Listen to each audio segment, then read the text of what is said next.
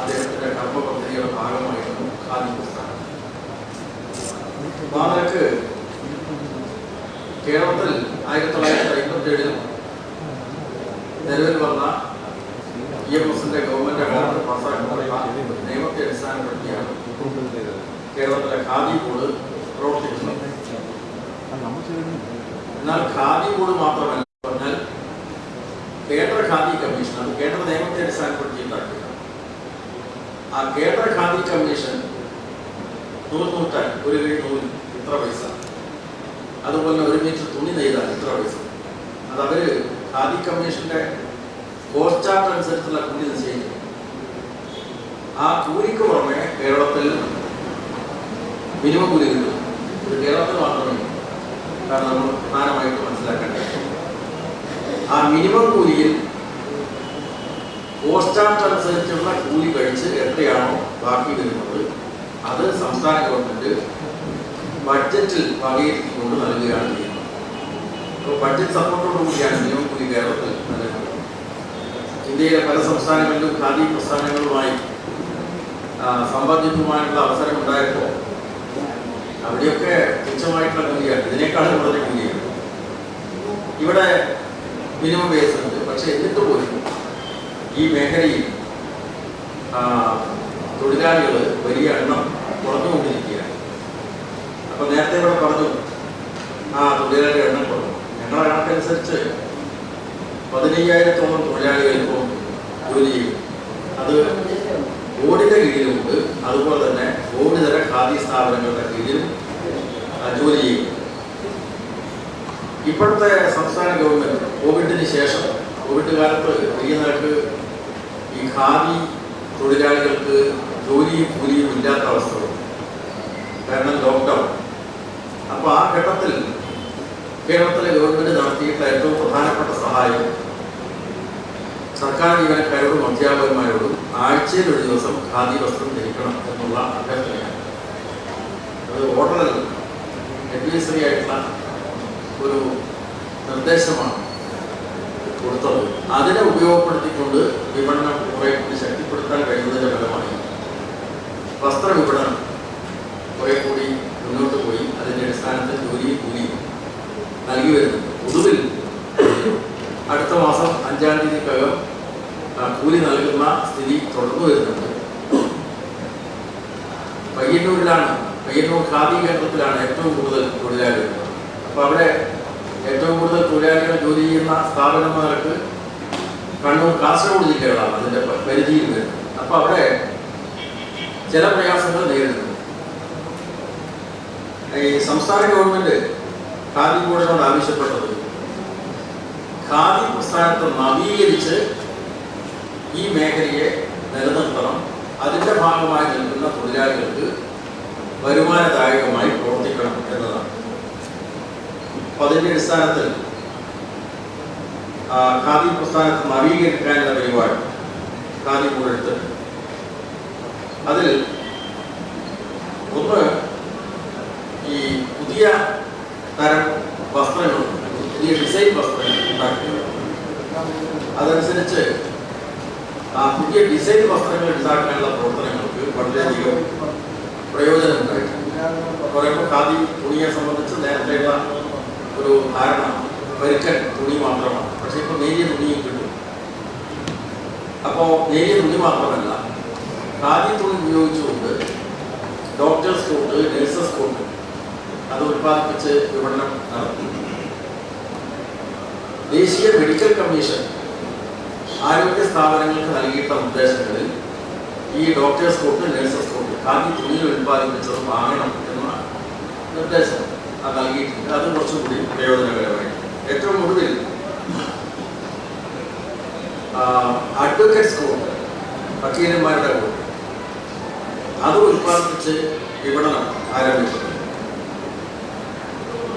അപ്പോൾ ആധുനികവൽക്കരണത്തിൻ്റെ ഇത് നവീകരിക്കുന്നതിൻ്റെ ഭാഗമായി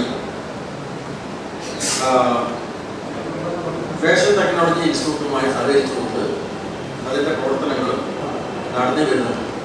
അപ്പോൾ ഖാദിയുടെ മുണ്ട് മാത്രമല്ല, ഇപ്പോൾ ഖാദി തുണിയിൽ ഉൽപ്പാദിപ്പിക്കുന്ന പാൻസും ഖാദി ബോർഡ് ഉൽപ്പാദിപ്പിച്ച് വിപണനം നടത്തുന്നത്.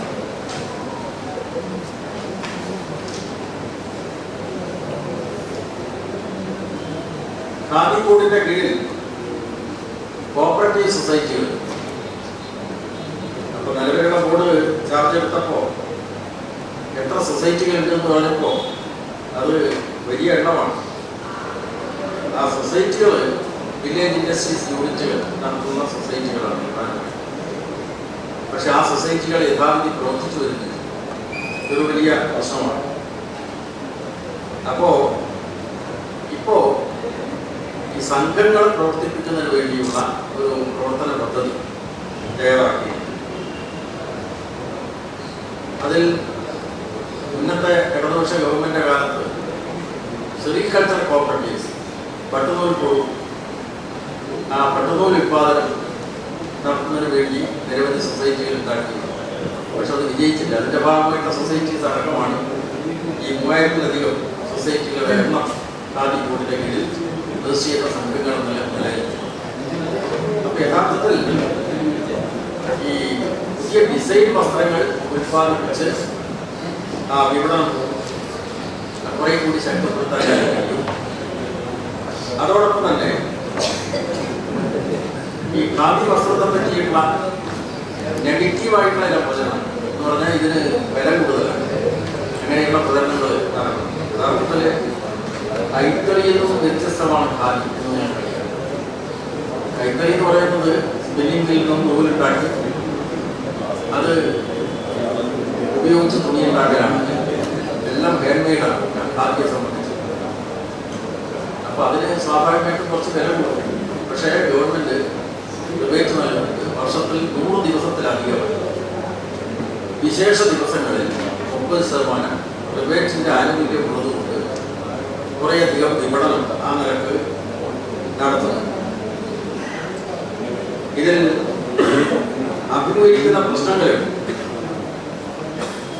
ആ പ്രശ്നങ്ങളെ സംബന്ധിച്ച് പറയുമ്പോൾ പ്രധാനമായിട്ട് ഈ ഉൽപാദനക്ഷമത കുറയുന്നു എന്നുള്ളത് ഏറ്റവും പ്രധാനമാണ്.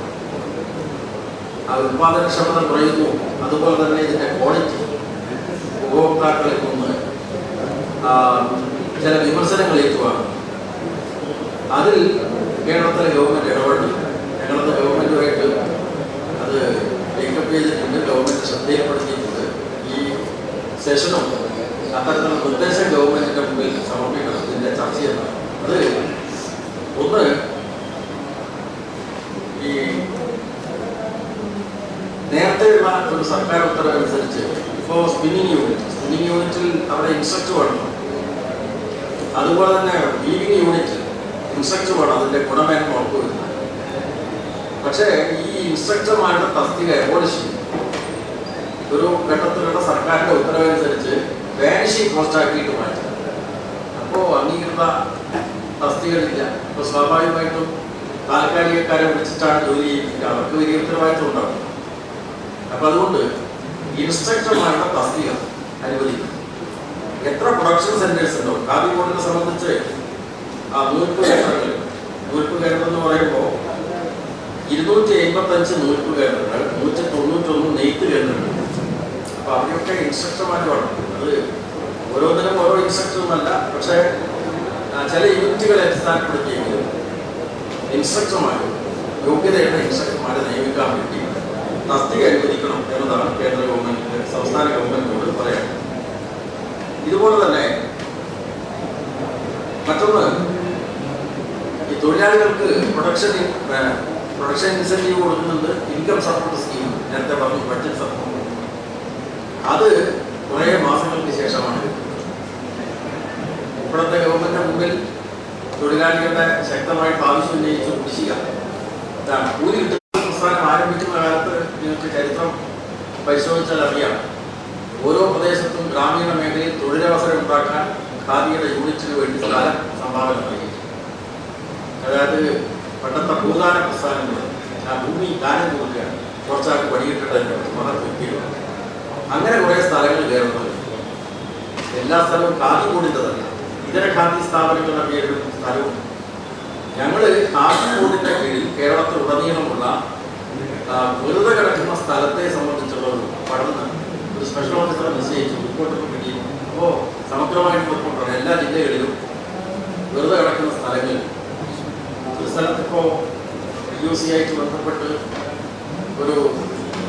പെട്രോളിയം ഔട്ട്ലെറ്റ് തുടങ്ങാനുള്ള പ്രവർത്തനം നമ്മുടെ ബഹുമാനപ്പെട്ട മന്ത്രിയുടെ വന്നിട്ടുണ്ട്. അപ്പോ ഏതാണ്ട് ഞങ്ങൾ മനസ്സിലാക്കിയിടത്തോളം ഖാദി ബോർഡിന്റെ കീഴിലും അതുപോലെ സഹകരണ സംഘം ഖാദിയിൽ അഭിനയിച്ചിരുന്ന സഹകരണ സംഘങ്ങളുടെ കീഴിൽ നിറഞ്ഞ കിടക്കുന്ന സ്ഥലങ്ങളുണ്ട്. അത് നമുക്ക് പ്രയോജനപ്പെടുത്താനാണ്. അപ്പോൾ അതിനുള്ള കാര്യങ്ങൾ ഗവൺമെന്റ് മാർഗനിർദ്ദേശത്തോടുകൂടി ചെയ്യണം എന്ന് കൂടിയാണ് ഉദ്ദേശിക്കുന്നത്. പൊതുവിൽ നേരത്തെ ഞാൻ ആദ്യം പറഞ്ഞിട്ടുള്ള കാര്യം കൂടിയാണ്, കേരളത്തിൽ ഇടതുപക്ഷ ജനാധിപത്യ മുന്നണി ഗവൺമെന്റ് അധികാരത്തിൽ വന്ന സന്ദർഭങ്ങളിൽ മാത്രമാണ് ഈ പരമ്പരാഗത തൊഴിലാളികളെ പറ്റി ഗവൺമെന്റിന്റെ രാഷ്ട്രീയ നേതൃത്വം പരിഗണിക്കാം. വേറെ ഒരു ഗവൺമെന്റ് പരിഗണിക്കാറുണ്ട്. അപ്പം അതുകൊണ്ട് കേരളത്തിലെ ഭരണ തുടർച്ച തീർച്ചയായിട്ടും പ്രധാനപ്പെട്ട ആവശ്യമാണ് എന്ന കാര്യം കൂടി പറയുന്നു. ഈ ഖാദി മേഖലയെ കുറെ കൂടി സംരക്ഷിക്കണം. അതിന് ദേശീയതയുടെ ഒരു കാര്യം കൂടിയാണ്. ഗാന്ധിജി ദേശീയത ഇതൊക്കെ വെല്ലുവിളിക്കപ്പെടുന്ന ഒരു സന്ദർഭത്തിൽ ഖാദി പ്രസ്ഥാനത്തെ നിലനിർത്തേണ്ടത് നമ്മുടെ സമൂഹത്തിന്റെ പൊതുവായിട്ട് ആവശ്യം കൂടിയാണ് എന്ന കാര്യം കൂടി ഈ അവസരത്തിൽ സൂചിപ്പിച്ചുകൊണ്ട് എൻ്റെ വാക്കുകൾ അവസാനിപ്പിക്കുന്നു. ആദ്യമായി ഉദ്ഘാടനം നടത്തുന്നതിന് വേണ്ടി ബഹുമാനപ്പെട്ട വ്യവസായ നിയമ കയർ വകുപ്പ് മന്ത്രി ശ്രീ ഇ രാജീവനെ ക്ഷണിക്കുക.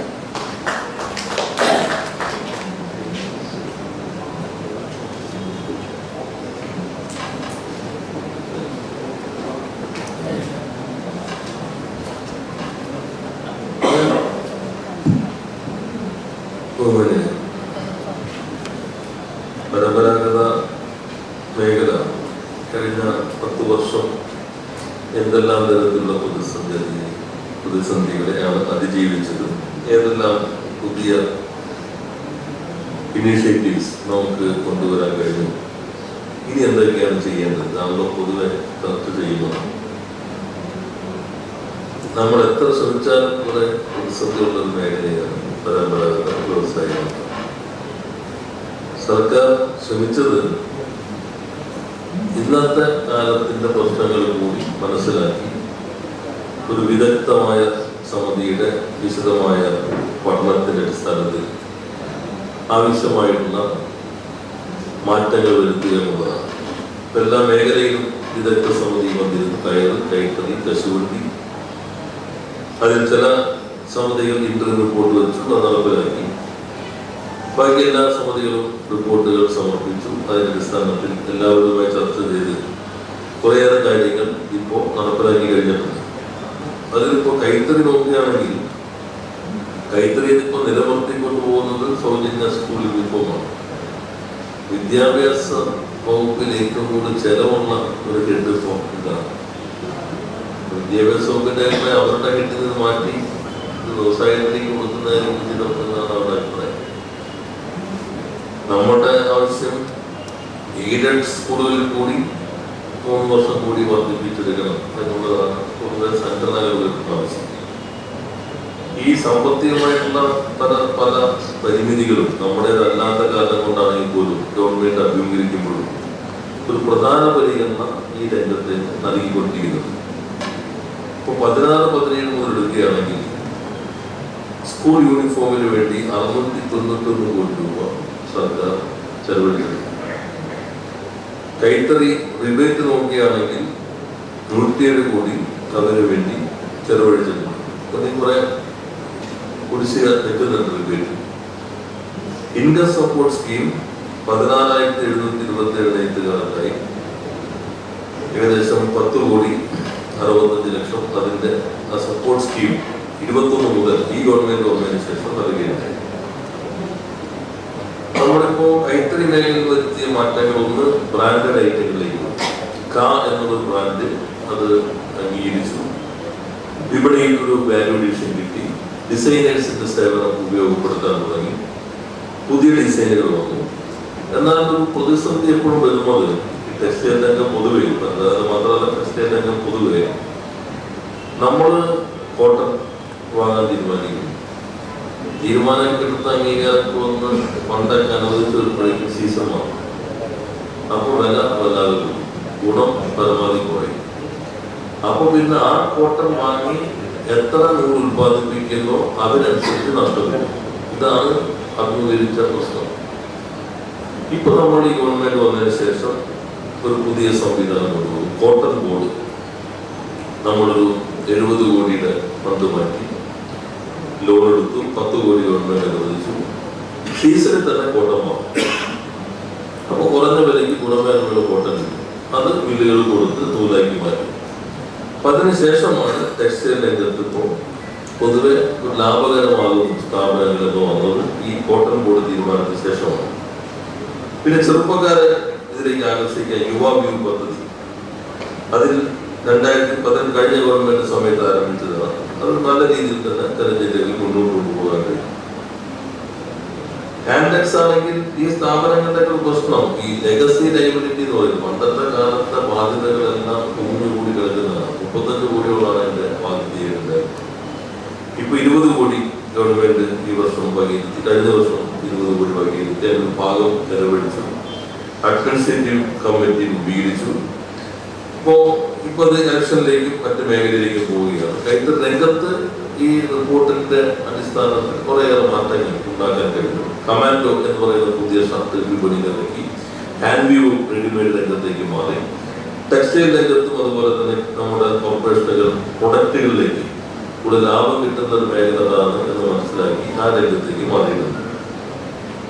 അതേപോലെ തന്നെയാണ് കയറിന്റെ പ്രശ്നം. കയറിന്റെ ഉത്പാദന ചെലവ് മറ്റു സംസ്ഥാനങ്ങളെ അപേക്ഷിച്ച് വലിയ ഉയർന്നതായിരുന്നു.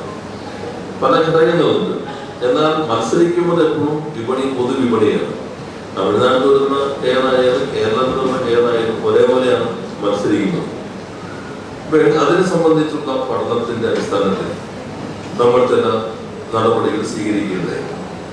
കയർ മേഖലയ്ക്ക് ഈ 2 ഗവൺമെന്റുകൾ കൂടി അനുവദിച്ച് ചെലവഴിച്ചത് 1243 കോടി 65 ലക്ഷമാണ് ഈ മേഖലയിൽ ചെലവഴിച്ചത്. എന്നാൽ ഗവൺമെന്റിന് ഇപ്പോൾ ഒരു പ്രതിസന്ധി വന്നു. ഇപ്പോൾ കുറച്ച് ഇടപെടേണ്ടി വന്നു എന്ന് വന്നപ്പോൾ ഒരു പൊതുമേഖലാ സ്ഥാപനത്തിൽ നിന്ന് ശരിയായി കീഴ്വഴക്കല്ലെങ്കിലും 25 കോടി രൂപയ്ക്ക് വായ്പ എടുത്ത് കൊടുത്തിരിക്കുകയാണ് 2 സ്ഥാപനം. കാരണം ഭൂവസ്ത്രം വിതരണത്തിൽ കേന്ദ്രത്തിന്റെ ഫണ്ട് ഇപ്പോൾ തൊഴിലുറപ്പ് കിട്ടുന്നില്ല. അതുകൊണ്ട് പഞ്ചായത്തിന് കൊടുത്ത ഭൂവസ്ത്രത്തിന്റെ വില തിരിച്ച് കെയർ കോർപ്പറേഷനും കോർപ്പറേഷനും കിട്ടിയാൽ മാത്രമാണ് അതിനെ അടിസ്ഥാനപ്പെടുത്തിക്കൊണ്ട് അവർക്ക് താഴോട്ട് പണം കൊടുക്കാൻ പറ്റുള്ളൂ. അപ്പൊ ആ പണം കിട്ടുന്നില്ല. അതുകൊണ്ട് പണം കൊടുക്കൽ പ്രതിസന്ധിയില്ല. ഇവിടെ നമുക്ക് അതുകൂടി കണക്കിലെടുത്ത് ഗവൺമെന്റിന് പണം വിതരണം ചെയ്യാൻ പറ്റാത്ത സാഹചര്യം. അങ്ങനെയാണ് നമ്മളിപ്പോ കടം വാങ്ങിച്ചാണെങ്കിലും അവർക്ക് കൊടുത്ത് അതും ഒരു വിതരണത്തിന് വേണ്ടി വിനിയോഗിക്കുന്നത്. പിന്നെ നമ്മൾ പുതിയ പദ്ധതി ഫൈബർ ബാങ്ക്, ഈ കോട്ടൺ ബാങ്ക് പോലെ തന്നെ ചകിരി എത്രയാണോ ആവശ്യമെന്ന് ഈ സീസൺ തുടങ്ങുന്നതിന് മുൻപ് തന്നെ റിപ്പോർട്ട് ചെയ്യുകയും അത്രയും ചകിരി ഓപ്പൺ ടെൻഡർ വഴി കേരളത്തിൽ നിന്നുള്ള ചകിരി ഫൈബർ യൂണിറ്റുകൾക്ക് മുൻഗണന നൽകി സംഭരണം നടത്തുന്ന രൂപത്തിലുള്ള സംവിധാനം, അത് ഫൈബർ ബാങ്ക് ഇപ്പോൾ ഗവൺമെന്റ് അംഗീകാരം നൽകിയിട്ടുണ്ട്. അത് വരുമ്പോൾ ആവശ്യത്തിന് ചകിരി ലഭിക്കുന്ന സാഹചര്യം വരും. പിന്നെ റിവോൾവിംഗ് ഫണ്ട് നമ്മളിപ്പോൾ അത് ഗവൺമെന്റ് അംഗീകരിച്ചു. അതിന് തുടർ നടപടിയിലേക്ക് പോകാം. കാരണം കോർപ്പറേറ്റ് കയ്യിലെടുക്കും. ഇവര് കാശ് കൊടുക്കുമ്പോഴേക്കും മിക്കവാറും സൊസൈറ്റിയും പ്രതിസന്ധിയിലാവും. അപ്പോൾ കോർപ്പറേറ്റ് എടുക്കുന്ന ഉയർന്നുള്ള പൈസ 2 ആഴ്ചയ്ക്കുള്ളിൽ കൊടുക്കണം. അവന് റിവോൾവിംഗ് ഫണ്ട് വയ്ക്കും. ആ ഫണ്ടിന് അതെടുത്ത് കൊടുക്കുക. തിരിച്ച് കയർഫണ്ടിന് കയർ കൊടുത്ത് കിട്ടുന്ന പൈസ വരുമ്പോൾ ഇതിലേക്ക് കൊടുക്കുക. റിവോൾവിംഗ് ഫണ്ട് ഇപ്പോൾ ഗവൺമെന്റ് അംഗീകരിച്ചിട്ടുണ്ട്. അത് നടപ്പിലാകുന്നതോടുകൂടി ഈ പണം കിട്ടുന്നതിന്റെ പ്രതിസന്ധി സൊസൈറ്റികൾക്ക് മാറ്റാൻ കഴിയുമെന്നാണ് പ്രതീക്ഷിക്കുന്നത്. അനാവശ്യ ചെലവുകൾ എങ്ങനെ ഒഴിവാക്കാൻ പറ്റും? നേരത്തെ കയർ ഉപദേശ സമിതിയുടെ അഡ്വൈസർ അപ്പെക്സ് കൂടി, അത് പിന്നെ അനന്തരോത്സവമൊപ്പം അതിന്റെ പ്രധാന നേതൃത്വം വഹിച്ചിരുന്നതാണ്.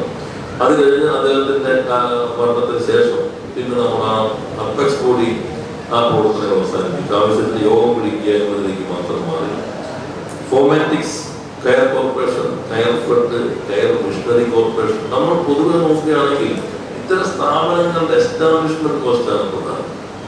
ഇപ്പൊ കെയർ തൊഴിലാളി ക്ഷേമനിധി ബോർഡിന്റെ ചെലവ് എന്നുള്ളത് നോക്കുകയാണെങ്കിൽ ഈ അതുവഴി വിതരണം ചെയ്യുന്നതിന്റെ 3 ഇരട്ടി 4 ഇരട്ടിയാണ് അതിന്റെ അഡ്മിനിസ്ട്രേറ്റീവ് എക്സ്പെൻസസ് ആയിട്ട് വരുന്നത്. ബോർഡുകളുടെ ഒരു പൊതു പ്രശ്നം ഇപ്പോഴല്ലെങ്കിലും ഭാവിയിൽ ഗവൺമെന്റ് ചർച്ച ചെയ്യേണ്ടി വരും. ബോർഡുകൾ രൂപീകരിക്കുന്നത് തൊഴിലാളികളുടെ ക്ഷേമത്തിന് വേണ്ടിയാണ്. ഒരു ഘട്ടം കഴിയും ബോർഡുകളുടെ ക്ഷേമത്തിലേക്ക്.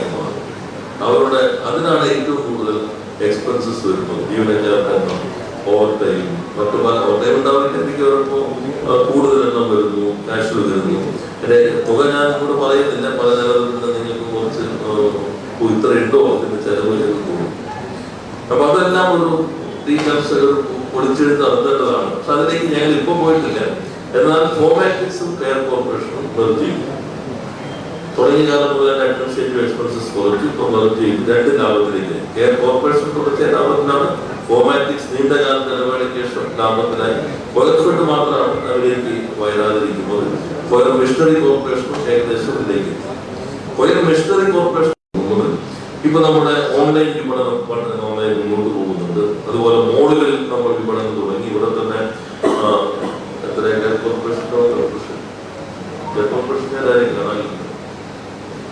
ഏകദേശം 60 ലക്ഷം നമുക്ക് 3-4 മാസം കൊണ്ട് കൊല്ലം ഉൽപ്പന്നങ്ങൾ വിറ്റ് ലുലുമാണ് ചെറിയ സ്ഥലം കിട്ടിയത് നല്ല രീതിയിൽ തന്നെ വിൽക്കാനായിട്ട് കഴിഞ്ഞു. പിന്നെ ഏകോപനം, ഈ സംവിധാനം ഈ വിവിധ സ്ഥാപനങ്ങളെ ഏകോപിപ്പിക്കുന്ന പ്രവർത്തനത്തിന് നേതൃത്വം നൽകി.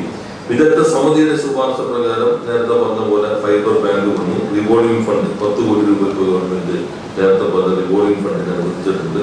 ഇൻകം സപ്പോർട്ട് സ്കീം 14,061 തൊഴിലാളികൾക്ക് നമ്മൾ ആധാർ വഴി ഇത് ബന്ധപ്പെടുത്തിയോടുകൂടി തന്നെ എണ്ണം പെട്ടെന്ന് പോകും. 14,000 ഈ തൊഴിലാളികളുടെ ക്ഷേമ ഇത്തരം ഇൻകം സപ്പോർട്ട് വരുന്ന തൊഴിലാളികൾ 14,000 മാറി. ഇപ്പോഴത്തെ ഗവൺമെന്റ് ധനകാര്യ വകുപ്പിന് കൊടുത്തിട്ടുള്ള പ്രപ്പോസൽ എണ്ണം കുറഞ്ഞതുകൊണ്ട് നേരത്തെയുള്ള അലോക്കേഷൻ അനുസരിച്ച് ഇവരുടെ ഇൻകം സപ്പോർട്ട് ഒന്ന് വർദ്ധിപ്പിക്കും. കാരണം ഇപ്പോൾ 1000 രൂപ 100 പേര് കൊടുത്തുകൊണ്ടിരിക്കുമ്പോഴാണെങ്കിൽ 10 രൂപ കൊടുക്കാൻ പറ്റുന്നത് 50 പേരായി കഴിഞ്ഞാൽ നേരെ ഇരട്ടി. അതേ അലോക്കേഷൻ സാമ്പത്തിക ബാധ്യത വരാതെ തന്നെ ഇൻകം സപ്പോർട്ട് വർദ്ധിപ്പിക്കണം എന്നുള്ളത് ഫിനാൻസിലേക്ക് ഇപ്പോൾ നമ്മൾ വ്യവസായ വകുപ്പിന്റെ അഭിപ്രായം നൽകിയിട്ടുണ്ട്. യന്ത്രവൽക്കരണം അതിന്റെ പരിശീലനം മെച്ചപ്പെടുത്തി. 750 ഓട്ടോമാറ്റിക് സ്പിന്നിംഗ് മെഷീനുകളിൽ 466 നേരത്തെ പറഞ്ഞ മെഷീനറി കോർപ്പറേഷന്റെ അറ്റകുറ്റപ്പണികളെല്ലാം നടത്തി. പിന്നെ മാർക്കറ്റിംഗിന് പ്രത്യേകമായിട്ടുള്ള പ്രാധാന്യം ഈ രംഗത്ത് നൽകിയിട്ടുണ്ട്. ഖാദി വൈസ് ചെയർമാൻ കാര്യങ്ങളെല്ലാം വിസ്തീരിച്ച് കഴിഞ്ഞതുകൊണ്ട് ഖാദിയിലേക്ക് വരുന്നത് ഖാദി നല്ലൊരു ബ്രാൻഡായി നമുക്ക് നല്ല നവീകരണത്തിലൂടെ മുന്നോട്ട് പോകാൻ കഴിഞ്ഞു. വളരെ അഗ്രസീവായിട്ടുള്ള ഒരു മാർക്കറ്റിംഗ് പ്രവർത്തനങ്ങൾ നടത്താൻ ഖാദി ബോർഡിന് ഈ കാലയളവിൽ കഴിഞ്ഞിട്ടുണ്ട് എന്നുള്ളത് എടുത്തു പറയണം. പുതിയ പുതിയ ബ്രാൻഡുകളെല്ലാം ഖാദി വിപണിയിലേക്ക് ഇറക്കിയിട്ടുണ്ട്. കശുവണ്ടി മേഖലയിൽ ഇപ്പോ തുടർച്ചയായിട്ട് പണി കിട്ടിക്കൊണ്ടിരിക്കുക അല്ലെ. കഴിഞ്ഞ കുറെ കാലത്തെ CSI എല്ലാം ആനുകൂല്യം കവർ ചെയ്യാവുന്ന രൂപത്തിൽ തുടർച്ചയായി പണി ഉറപ്പുവരുത്താൻ കഴിഞ്ഞു. തോട്ടന്റെ ഇറക്കുമതിക്ക് വേണ്ടി 334.31 കോടി രൂപയാണ് ക്യാഷ് ബോർഡ് രൂപീകരിച്ചതിന് ശേഷം മനസ്സിലായിരിക്കുന്ന ഘട്ടത്തിലാണ് ക്യാഷ് ബോർഡ് രൂപീകരിക്കുന്നത്. ആ ഘട്ടം മുതൽ ഇതുവരെ 334.31 കോടി രൂപ കശുവണ്ടി സംഭരിക്കാൻ വേണ്ടി നൽകിയിട്ടുണ്ട്. 93,774 മെട്രിക് ടൺ കശുവണ്ടിയാണ് ടോട്ടലി ഇറക്കുമതി ചെയ്തു. ഗ്രാറ്റുവിറ്റി 84 കോടി രൂപ ഗ്രാറ്റുവിറ്റി വിതരണം ചെയ്തത് തൊഴിലാളികളുടെ. ആദ്യമായിട്ടാണ് നമ്മൾ ഇവരുടെ കാഷ്യൂ മേഖലയിലുള്ള വ്യവസായികളുടെ താല്പര്യം സംരക്ഷിച്ചു. ഉദ്ദേശ അളവിൽ പൂർണ്ണമായിട്ട് പണം വിതരണം ചെയ്യാൻ നമ്മുടെ സാമ്പത്തിക പരിമിതികൾ മുഴുവൻ കഴിഞ്ഞിട്ടില്ലെങ്കിലും ഒരു പുതിയ ഇനിഷ്യേറ്റീവ് കൊണ്ടുവന്നു. ആദ്യമായിട്ടാണ് തൊഴിലാളികളുടെ PF വിഹിതത്തിന്റെ സ്റ്റാറ്റ്യൂട്ടറി കാര്യങ്ങളുടെ ഉത്തരവാദിത്തം ഗവൺമെന്റ് ഏറ്റെടുത്തു. അതുപോലെ തന്നെ ആധുനികവൽക്കരണത്തിന് വേണ്ടി 5 കോടി രൂപ ഗവൺമെന്റ് വകയിരുത്തി. തൊഴിലാളികളുടെ സ്ത്രീ തൊഴിലാളികളുടെ തൊഴിലിടം കുറെ കൂടി മെച്ചപ്പെടുത്താൻ വേണ്ടി ഗവൺമെന്റ് ഫിനാൻഷ്യൽ സപ്പോർട്ട് കൊടുക്കുന്ന 5 കോടി സ്കീം അതിന് നടപ്പിലാക്കി. ആധുനികവൽക്കരണം നടത്തുന്ന സ്ഥാപനങ്ങൾക്കുള്ള വർക്കിംഗ് ക്യാപിറ്റലിന്റെ നിശ്ചിത ശതമാനം ഗവൺമെന്റ് ഏറ്റെടുത്തു. ക്യാപിറ്റൽ സബ്സിഡി നിലയിൽ പ്രൈവറ്റ് കാഷ്യൂ കമ്പനികൾ തന്നെ മോഡറൈസേഷൻ നടത്തുന്നതിന് ഗവൺമെന്റ് ഇൻസെന്റീവ് നൽകുന്ന സ്കീം അതിന്റെ ഭാഗമായിട്ടും ഏറ്റെടുത്തിട്ടുണ്ട്. ആദ്യമായിട്ടാണ് കേരളത്തിന്റെ ചരിത്രത്തിൽ ആദ്യമായിട്ടാണ് സ്വകാര്യ കശുവണ്ടി ഫാക്ടറികൾക്ക് ഇത്തരത്തിലുള്ള സഹായം നൽകിയിട്ടുള്ളത്. ഇതുകൂടാതെ സർക്കാരിന്റെ പരിമിതികൾക്കകത്ത് നിന്ന് പരമാവധിക്കൊണ്ടിരിക്കുന്നത്. ബാംബു മേഖലയിൽ ഇപ്പോൾ കുറച്ച് മാറ്റങ്ങൾ വന്നു തുടങ്ങി. ബാംബു മിഷൻ ബാംബു തൊഴിലാളികളിലേക്ക് എത്തിക്കുന്നതിനുള്ള പദ്ധതി നടപ്പിലാക്കി. ഡിസൈനിങ് അവർക്ക് കോഴ്സ് കൊടുക്കുകയാണ്. കൊയർ മേഖലയിൽ നമ്മൾ ആധുനിക ഡിസൈൻ പഠിപ്പിക്കുന്നതിന് വേണ്ടി ഡിസൈൻ ഇൻസ്റ്റിറ്റ്യൂട്ടിന്റെ സഹായത്തോടുകൂടി കൊയർ മേഖലയിലെ എല്ലാ സംഘടനകളെയും കുറിച്ച് ചേർത്തു മോഡുകൾ തയ്യാറാക്കി. 600 രൂപ ദിവസം സ്റ്റൈപ്പൻഡ് കൊടുത്തിട്ട് തൊഴിലാളികൾക്ക് പരിശീലനം നൽകി. പരിശീലനം കിട്ടിയ തൊഴിലാളികൾ വെച്ച് പുതിയ സൊസൈറ്റി ഉണ്ടാക്കി. ആ സൊസൈറ്റിയുടെ ഉൽപ്പന്നങ്ങൾ കോർപ്പറേഷൻ വാങ്ങി അന്താരാഷ്ട്ര വിപണിയിലേക്ക് എത്തിക്കുന്ന പദ്ധതി അവിടെ നടപ്പിലാക്കി. ഇപ്പൊ ബാമ്പു മേഖലയിലും തൊഴിലാളികളെ അത്തരത്തിലുള്ള പരിശീലനം ബാമ്പു മിഷൻ വഴി ആരംഭിച്ചു കഴിഞ്ഞിട്ടുണ്ട്. ഈ മേഖലയിലും ഇൻക്യുബേഷൻ സെന്ററുകൾ ഇപ്പോ ബാമ്പു കോർപ്പറേഷന്റെ കീഴിൽ ആരംഭിക്കുന്നു. ബാമ്പു ബസാറുകൾ ആരംഭിച്ചിട്ടുണ്ട്.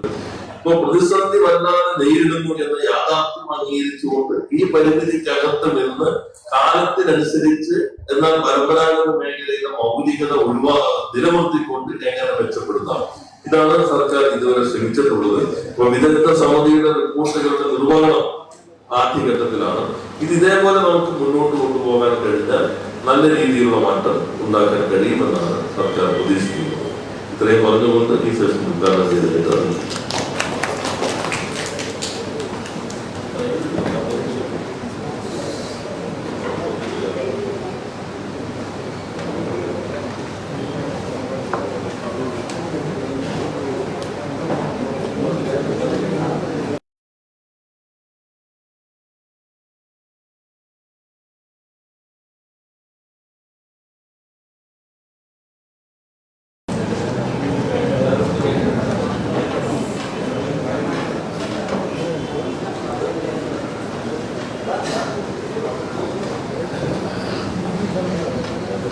അപ്പൊ ഇനി ഇവിടെ നടക്കേണ്ടത് വിഷയാവതരണമാണ്.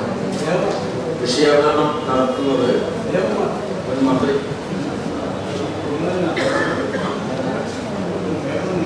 വിഷയാവതരണം നടത്തുന്നത് ഒരു മന്ത്രി മേഴ്സിക്കുട്ടിയമ്മയാണ്. അപ്പോ അവതരണം നടത്തുന്നത് 10 മിനിറ്റിനകം ലിമിറ്റ് ചെയ്യണം. കാരണം സദസ്സിലുള്ള ആളുകൾക്ക് സംശയങ്ങൾ ഉന്നയിക്കാനുള്ള അവസരം കിട്ടും. 10 മിനിറ്റ് കുറച്ചത്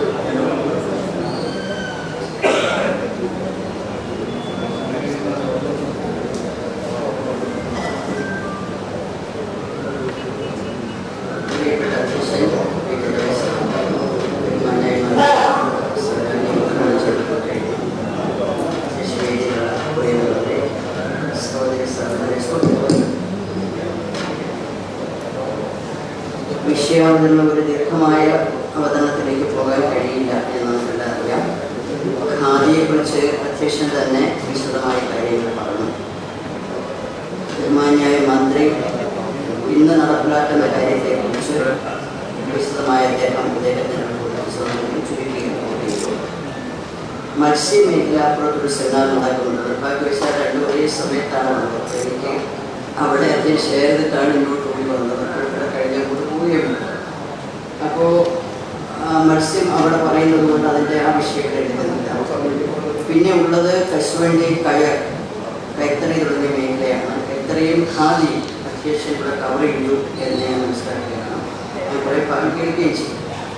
അപ്പോൾ ഈ പരമ്പരാഗത വ്യവസായങ്ങൾ കശുവണ്ടി ആണെങ്കിലും കയറാണെങ്കിലും കൈത്തറി ആണെങ്കിലും ഖാദി ആണെങ്കിലും അവർ നേരിടുന്ന പ്രധാനപ്പെട്ട പ്രശ്നം തൊഴിലാണ്, തൊഴിൽ സുരക്ഷിതത്വമാണ്, ജീവിക്കാനുള്ള കൂലിയാണ്. മാന്യമായ കൂലിയല്ല, കുറഞ്ഞ നല്ല കൂലി എന്ന് പറയുന്നത് വേറൊരു തരത്തിലാണ്. ലിവിംഗ് വേസ് മറ്റൊന്നും ഈ പരമ്പരാഗത മേഖല വരുന്നതേ.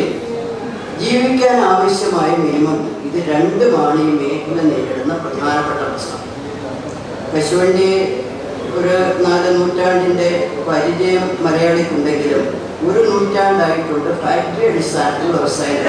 1925 ആദ്യമായി കൊല്ലത്ത് ഒരു ഫാക്ടറി അടിസ്ഥാനത്തിൽ വ്യവസായം തുടങ്ങുന്നത്. ഞാൻ എൻ്റെ വിശദാംശങ്ങളിലേക്ക് പോകുന്നില്ല. അന്നു മുതൽ തന്നെ ഏറ്റവും കുറഞ്ഞ കൂലിക്ക് പണിയെടുക്കാൻ നിർബന്ധിതരായ തൊഴിലാളി എന്ന നിലയിൽ തൊഴിലാളികളുടെ പോരാട്ടത്തിനും അക്കാലം തൊട്ടുള്ള ചരിത്രമുണ്ട്. 1960-കളെത്തുമ്പോഴേക്ക് 65 തങ്ങൾ മുസ്ലിയാർ മരിക്കുന്നതോടുകൂടി അദ്ദേഹത്തിൻ്റെ 25 ഫാക്ടറി ഒറ്റയടിക്ക് അടച്ചുപൂട്ടിയത് വലിയൊരു പ്രതിസന്ധിയുടെ ഘട്ടമാണ് കശുവണ്ടി വ്യവസായത്തിൽ അക്കാലത്ത്. അതിൻ്റെ ഭാഗമായിട്ടാണ് ഫാക്ടറി ഏറ്റെടുക്കണം എന്ന ഡിമാൻഡ് ഉന്നയിക്കുകയും ഫാക്ടറി ഏറ്റെടുക്കുക എന്നത് EMS സർക്കാരിൻ്റെ 67 ഐക്യമുന്നണി ഗവൺമെൻറ് കാലത്ത് 67-69 കാലത്ത് 69 ജൂലൈ മാസം ഫാക്ടറി ഏറ്റെടുക്കാൻ ഉത്തരവിട്ടു. അപ്പോഴേക്ക് ആ ഗവൺമെൻറ് പോയി. 70 വന്ന അച്യുതമേനോൻ ഗവൺമെൻറ് 70 മെയ് മാസത്തിൽ ആദ്യത്തെ ഫാക്ടറി കൊട്ടിയം 1-ാം നമ്പർ ഫാക്ടറി ഏറ്റെടുത്തു. അതിനുശേഷമുള്ള വലിയ പോരാട്ടങ്ങളുണ്ട്. ഞാൻ ഒരു കാര്യം ഓർമ്മിപ്പിക്കുന്നത്, വിഷയം അന്നും ഇന്നും ഒന്ന് തന്നെയാണെന്ന് പറയാനാണ്. 1971 ഏപ്രിൽ മാസമാണ് കശുവണ്ടി തൊഴിലാളി പ്രശ്നം പരിഹരിക്കണമെന്ന് ആവശ്യപ്പെട്ടുകൊണ്ട് അന്നത്തെ പ്രതിപക്ഷ നേതാവ് EMS അസംബ്ലിയിൽ ഒരു പ്രമേയം അവതരിപ്പിക്കുന്നത്. ഫാക്ടറി ഏറ്റെടുത്ത് തുടങ്ങിയിട്ടേ ഉള്ളൂ, പട്ടിണിയാണ് തൊഴിലാളി, വ്യവസായം നടക്കുന്നില്ല, കൂലിയില്ല, കൊടിയ കൊള്ളയാണ്. ഈ പ്രശ്നം ഉന്നയിച്ചുകൊണ്ട് അദ്ദേഹം പ്രമേയം അവതരിപ്പിക്കുന്നു. ആ പ്രമേയം ഏകകണ്ഠമായി പാസ്സാക്കി. ആ പ്രമേയം പാസ്സാക്കിയിട്ട് അന്നത്തെ മുഖ്യമന്ത്രി ശ്രീ അച്യുതമേനോനും അന്നത്തെ പ്രതിപക്ഷ നേതാവ് EM നമ്പൂതിരിപ്പാട്, അന്ന് കോൺഗ്രസിന്റെ നേതാവായിരുന്ന ശ്രീ കരുണാകരനും 3 പേരും കൂടെ 71 ഡൽഹിയിൽ പോയി പ്രധാനമന്ത്രി ഇന്ദിരാഗാന്ധിയെ കാണും. ഇന്ദിരാഗാന്ധിയെ കണ്ടിട്ട് ഏകണ്ഠമായ പ്രമേയമാണ്. ഇന്ദിരാഗാന്ധിയെ കണ്ടിട്ട് ഈ വ്യവസായം സംരക്ഷിക്കാൻ ആവശ്യമായ നടപടി സ്വീകരിക്കണമെന്ന നിവേദനമാണ്. ഇന്ദിരാഗാന്ധി അന്ന് അതിനോട് പോസിറ്റീവായി പ്രതികരിച്ചുകൊണ്ട് അവർ പ്ലാനിംഗ് കമ്മീഷന്റെ ഉപദേഷ്ടാവായിരുന്ന RV രാമന്റെ നേതൃത്വത്തിൽ ഒരു കമ്മീഷൻ വെച്ചു. അതൊരു ചരിത്ര പ്രസിദ്ധമായ കമ്മീഷനാണ്. കശുവണ്ടി വ്യവസായത്തിന്റെ ചരിത്രത്തിലെ പ്രധാനപ്പെട്ട രേഖയാണ് രാമൻ കമ്മീഷൻ. ആ കമ്മീഷൻ പഠിച്ചുകൊണ്ട് പ്രധാനപ്പെട്ട 4 ശുപാർശകൾ വെച്ചു. ഞാനത് പറയുന്നത് അത് തന്നെയാണ് ഇന്നത്തെ പ്രശ്നം എന്ന് പറയാനാണ്. അത് ഒന്ന് ഗവൺമെന്റിന്റെ ശുപാർശയാണ്. ഇപ്പോൾ എക്സ്പെർട്ട് കമ്മിറ്റി ശുപാർശ വേറെ തരത്തിലാണ്. അന്നത്തെ ഗവൺമെന്റിന്റെ ശുപാർശയാണ് രാമൻ കമ്മീഷന്റെ ശുപാർശ. ഒന്ന്, കുടിവെറുപ്പും നിയമനിഷേധവും തടയുക. കുടിവെറുപ്പും നിയമനിഷേധവും തടയുക. തമിഴ്നാട്ടിലേക്കുള്ള വ്യവസായത്തിന്റെ ഒഴുക്ക് തടയുക. രാമൻ കമ്മീഷന്റെ ശുപാർശയാണ്. സംഘടിതവും ക്രമീകൃതവുമായ രീതിയിൽ പുനഃസംഘടിപ്പിക്കുക. കേന്ദ്ര ഗവൺമെന്റും സംസ്ഥാന ഗവൺമെന്റും നേതൃത്വപരമായി പങ്കുവഹിക്കുക. 4 കാര്യങ്ങളാണ് അന്ന് KV രാമൻ കമ്മീഷൻ ശുപാർശ ചെയ്തത്. അതിന്റെ ഭാഗമായി കേന്ദ്ര ഇടപെടൽ നടത്തുക എന്നുള്ള ഭാഗമായി ഇറക്കുമതി ഗവൺമെന്റ് നേരിട്ട് STC രൂപീകരിക്കുന്നുണ്ട്. ഇറക്കുമതി തോട്ടണ്ടി ഓരോ ഫാക്ടറിയുടെ എണ്ണത്തിന്റെ അടിസ്ഥാനത്തിൽ വിതരണം ചെയ്യണമെന്നും അത് കിട്ടുന്ന ഫാക്ടറി ആ ഫാക്ടറിയോടെ പ്രോസസ് ചെയ്തില്ലെങ്കിൽ കടത്തിക്കൊണ്ടുപോയാൽ തിരിച്ചെടുക്കണം എന്നതടക്കമുള്ള കാര്യങ്ങൾ അന്നത്തെ 70കളിൽ ഗവൺമെന്റ് തീരുമാനമെടുക്കുന്നു. ഈ തരത്തിൽ അന്ന് മുതൽ ഇന്ന് വരെ എടുത്തു നോക്കി ഇന്നത്തെയും പ്രശ്നം തോട്ടണ്ടി ലഭ്യതയാണ്, ഇന്നത്തെയും പ്രശ്നം നിയമനിഷേധമാണ്, ഇന്നത്തെയും പ്രശ്നം ആനുകൂല്യങ്ങൾ ലഭിക്കുന്നില്ല എന്നതാണ്. അപ്പോൾ വ്യവസായം മറ്റു സ്ഥലത്തേക്ക് പോകുന്നതിന്റെ ഭാഗമായി കേരളത്തിലെ തൊഴിലാളിക്ക് ഉള്ള പ്രശ്നങ്ങളാണ്. അപ്പോൾ വ്യവസായം തുടങ്ങി 100ാമത്തെ വർഷം എത്തുമ്പോൾ 100 വർഷം മുമ്പുള്ള അതേ പ്രശ്നം ഇന്ന് തുടരുന്നു എന്നതാണ് കശുവണ്ടി വ്യവസായത്തിന്റെ പ്രശ്നം. ഏറ്റവും അധികം ആളുകൾക്ക് തൊഴിൽ ലഭ്യമാക്കുന്ന, കുറഞ്ഞ കൂലിക്ക് പണിയെടുക്കുന്ന ഈ വ്യവസായം ഇന്ന് നേരിടുന്ന പ്രശ്നം എന്തെന്ന് വെച്ചാൽ വേണ്ടത്ര തൊഴിൽ ദിനം തൊഴിലാളിക്ക് നമ്മുടെ നാട്ടിൽ ലഭ്യമല്ല, അവിടെ കൂലിയും ന്യായമായ തരത്തിൽ ലഭ്യമല്ല. ഇതിലാണ് കഴിഞ്ഞ ഗവൺമെന്റ് ഒരു കാഷ്യൂ ബോർഡ് എന്ന ഒരു രൂപീകരണം വന്നത്. അതിന്റെ തുടക്കഘട്ടത്തിൽ വ്യവസായിയായ ശ്രീ ബാബു അടക്കം അതിന്റെ ഡയറക്ടർ ബോർഡ് മെമ്പറായിരുന്നു. പിന്നീട് അദ്ദേഹം അതിൽ നിന്ന് ഒഴിഞ്ഞു പോന്നു. എന്തായാലും ഇപ്പോഴും തോട്ടണ്ടി ഇറക്കുമതി ചെയ്യുന്നത് അവിടെ വഴിയാണ്, പക്ഷെ ആവശ്യമായ തോട്ടണ്ടി ലഭിക്കുന്നില്ല.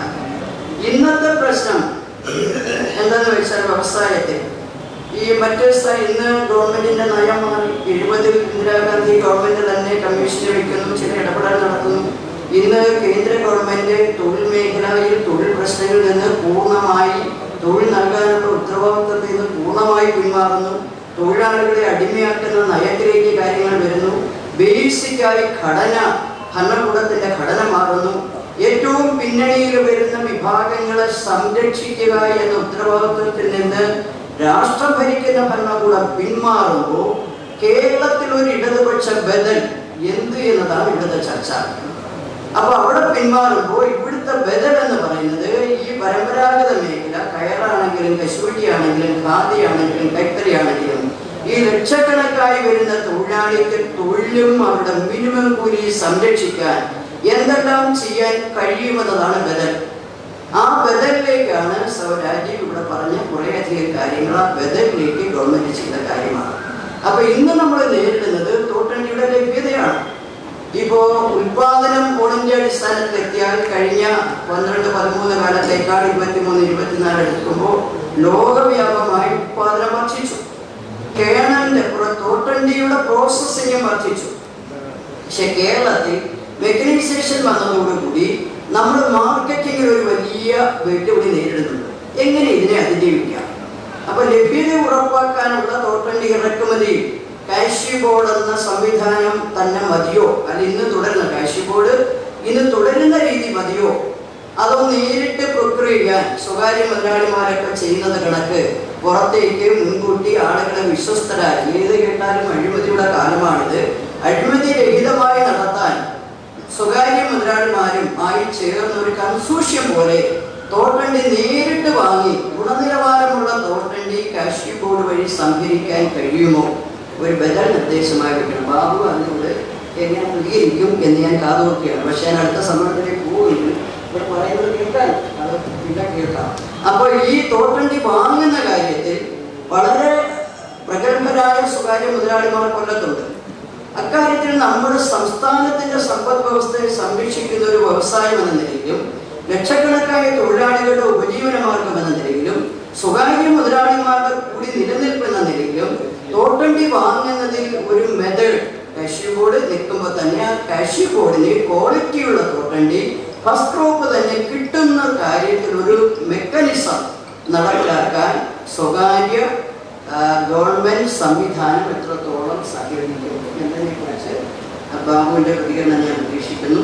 അതാണ് എനിക്ക് പറയാനുള്ള ഒരു ബദൽ. രണ്ട്, ആധുനികവൽക്കരണം എന്ന് പറയുമ്പോൾ എല്ലാ ആധുനികവൽക്കരണങ്ങളും ഇപ്പൊ മെക്കനൈസേഷൻ വന്നതിന്റെ ഭാഗമായിട്ട് ലാർജ് ക്വാണ്ടിറ്റി വരുന്നുണ്ട്, ക്വാളിറ്റിയിൽ വലിയ കുറവുണ്ട്. അതിന്റെ വിശദാംശങ്ങൾ ഞാൻ പോകുന്നില്ല, അതിൻ്റെ ഒരു ആവശ്യമില്ല ഇപ്പം. പക്ഷെ അതൊരു വശത്ത് നടക്കട്ടെ. പക്ഷെ കേരളത്തിൽ നമ്മുടെ വ്യവസായം നടപ്പാക്കാൻ കൊല്ലത്തിന്റെ ബ്രാൻഡ്, ഇപ്പൊ നമ്മുടെ ഖാദി ബ്രാൻഡ് ചെയ്യുന്നതിനെ കുറിച്ച് കയറ് ബ്രാൻഡ് ചെയ്യുന്നതാണ് ഈ രണ്ടാം പുനഃസംഘടനാ റിപ്പോർട്ടിലെ പ്രധാനപ്പെട്ട കാര്യം. കയർ കേരളം എന്ന് ബ്രാൻഡ് ചെയ്യുന്നതാണ്. അപ്പൊ കാഷ്യൂവിന് നമ്മൾ കൊല്ലം കാഷ്യൂ എന്ന് ബ്രാൻഡ് ചെയ്യാൻ കഴിഞ്ഞാൽ നമ്മൾക്ക് ഇപ്പൊ ഞാൻ കണക്ക് നോക്കിയപ്പോൾ അമേരിക്കയിലേക്കാൾ കൺസംഷൻ ഉള്ളത് ഇന്ത്യയിലാണ്. 3 ലക്ഷത്തിൽ ചില്ലുവാനും കേണൽ ഇന്ത്യയിൽ കൺസംഷൻ ഉണ്ട്. അമേരിക്കയിൽ അത് 1,20,000 ഒക്കെ ഉള്ളു. അപ്പൊ 3 ഇരട്ടി ഇന്ത്യയിൽ കൺസംഷൻ ഉണ്ട്. അപ്പൊ നമ്മുടെ മാർക്കറ്റിങ്ങിന് നമ്മുടെ ക്വാളിറ്റിയെ മാർക്കറ്റ് ചെയ്യാൻ കഴിയുന്ന തരത്തിൽ കാഷ്യൂവിനെ ബ്രാൻഡ് ചെയ്യുക എന്നത് ഇനി അധികം താമസിയാതെ അതിവേഗം ചെയ്യേണ്ട ഒരു കാര്യമാണ്. അത് ബദലിലെ ഒന്നാണ്. രണ്ട്, നമ്മുടെ ടൂറിസം മൂല്യവർദ്ധിത ഉൽപ്പന്നം. ഇപ്പൊ നമ്മൾ ചെയ്യുമ്പോൾ ഈ കാഷ്യൂവിന് ഭാവിയില്ല, ഇത് സൺസെറ്റ് വ്യവസായം എന്നൊക്കെ ഒരു ചർച്ച ഒരു ഘട്ടത്തിൽ ബ്യൂറോക്രസി ഉയർത്തിക്കൊണ്ട് വന്നിരുന്നു. അതിനെ നമ്മൾ തള്ളിക്കളഞ്ഞു. സൺസെറ്റ് വ്യവസായമല്ല, ഇതൊരു ഭക്ഷ്യോൽപ്പന്നം എന്ന നിലയിൽ ഭാവിയുണ്ട്. അതുമല്ല, കൊളസ്ട്രോൾ കൺട്രോൾ ചെയ്യുന്ന ഒരു ഉൽപ്പന്നം എന്ന നിലയിൽ വലിയ ഭാവി വ്യവസായത്തിനുണ്ട്. അതുകൊണ്ട് അത് നമുക്ക് സൺസെറ്റ് എന്നുള്ളതല്ല, ഭാവി ഉണ്ട് എന്നത് നമുക്ക് അസേർട്ട് ചെയ്യാൻ ഇടത് ബദലിന് കൃത്യമായി കഴിയണം. മൂല്യവർദ്ധിത ഉൽപ്പന്നത്തിലേക്ക് നമുക്ക് വരാൻ കഴിയണം. അതിന് ബ്രാൻഡ് ചെയ്യുന്നുണ്ട്. അത് നമുക്ക് അതിനെക്കുറിച്ച് കൂടുതൽ ഡിസ്കഷൻ, ഇവിടെ ഞാൻ പോയിന്റ് മാത്രമേ പറയുന്നു, ഡിസ്കഷൻ നമുക്ക് തുടരേണ്ടതാണ്. അതുപോലെ സമയബന്ധിതമായി ചില കാര്യങ്ങൾ നമ്മൾ ചെയ്യേണ്ട കാര്യങ്ങൾ സമയബന്ധിതമായി ചെയ്യണം. ഇപ്പൊ പൊതുമേഖല ഈ രംഗത്ത് ഒരു തൊഴിലാളികളുടെ ആനുകൂല്യം സംരക്ഷിക്കാനുള്ള ഓൾട്ടർനേറ്റീവാണ്. പൊതുമേഖലയ്ക്ക് തന്നെ കുറഞ്ഞത് 150, ഇന്നെല്ലാം പൊതുമേഖല പ്രവർത്തിക്കുന്നു, പക്ഷേ 150 ദിവസമെങ്കിലും കുറഞ്ഞത് തൊഴിൽ കൊടുത്താലേ അവരുടെ മാൻ പവർ കൃത്യമായി ഉപയോഗിച്ചുകൊണ്ട് നഷ്ടത്തിന്റെ തോത് കുറയ്ക്കാൻ പറ്റും. അപ്പൊ മാനേജ്മെന്റ് പ്രക്രിയയിൽ കൃത്യമായി തൊഴിൽ ദിനം വർദ്ധിപ്പിച്ചുകൊണ്ട് ഈ പൊതുമേഖലാ സ്ഥാപനം നിലനിൽക്കുക, പിടിച്ചു നിർത്തുക, തൊഴിലാളിയുടെ ആനുകൂല്യങ്ങളും മറ്റും സംരക്ഷിക്കുക എന്നതിൽ കൃത്യമായൊരു ബദൽ നമുക്കുണ്ടാകേണ്ടതുണ്ട്. സ്വകാര്യ മുതലാളിമാർക്ക് നമുക്കറിയാം, തുടക്കത്തിൽ ഇത് 60കളിൽ 200 ഫാക്ടറി ഉണ്ടായിരുന്നുള്ളൂ. 80കൾ വന്നപ്പോൾ അത് 400 ഫാക്ടറിയായി. 90കൾ വന്നപ്പോൾ അത് 800-ലേറെയായി. ഉദാരവൽക്കരണ നയത്തിന്റെ ഭാഗമായി ലൈസൻസിൽ നിയന്ത്രണമില്ല, ആർക്കും എവിടെയും എങ്ങനെയും തുടങ്ങാനായി. ഇന്നതെല്ലാം പോയി ഒരു 150-200 അകത്തായിരിക്കും. നൂറ്റമ്പതിനകത്തല്ലേ ഉള്ളൂ. 150-നകത്തല്ലേ ഫാക്ടറി ആർക്കും പോയിപ്പോ ഫാക്ടറികൾ ഇപ്പൊ. അപ്പൊ 40 ഫാക്ടറി പൊതുമേഖലയിലാണ്, അത് പ്രവർത്തിക്കുന്നുണ്ട്. പക്ഷെ വർക്കിംഗ് ഡേയ്സ് പോകണം. 100, 125 ഒക്കെ കഴിഞ്ഞ ഒന്നാം ഗവൺമെന്റ് കാലത്ത് 156 ഫാക്ടറി വരെ പ്രവർത്തിച്ചിരുന്നു. ഇപ്പൊ ഫാക്ടറി ഉണ്ട്. അപ്പൊ എന്തായാലും 100 എണ്ണമാണ് ഇന്ന് പ്രവർത്തിക്കുന്നത്. ഈ 100 എണ്ണം പ്രവർത്തിക്കുമ്പോൾ നമുക്ക് അതില് 40 എണ്ണം ഒഴിച്ച് 60 എണ്ണം സ്വകാര്യ ഫാക്ടറി, അത് നന്നായി പ്രവർത്തിക്കുന്ന ഫാക്ടറികളാണ്.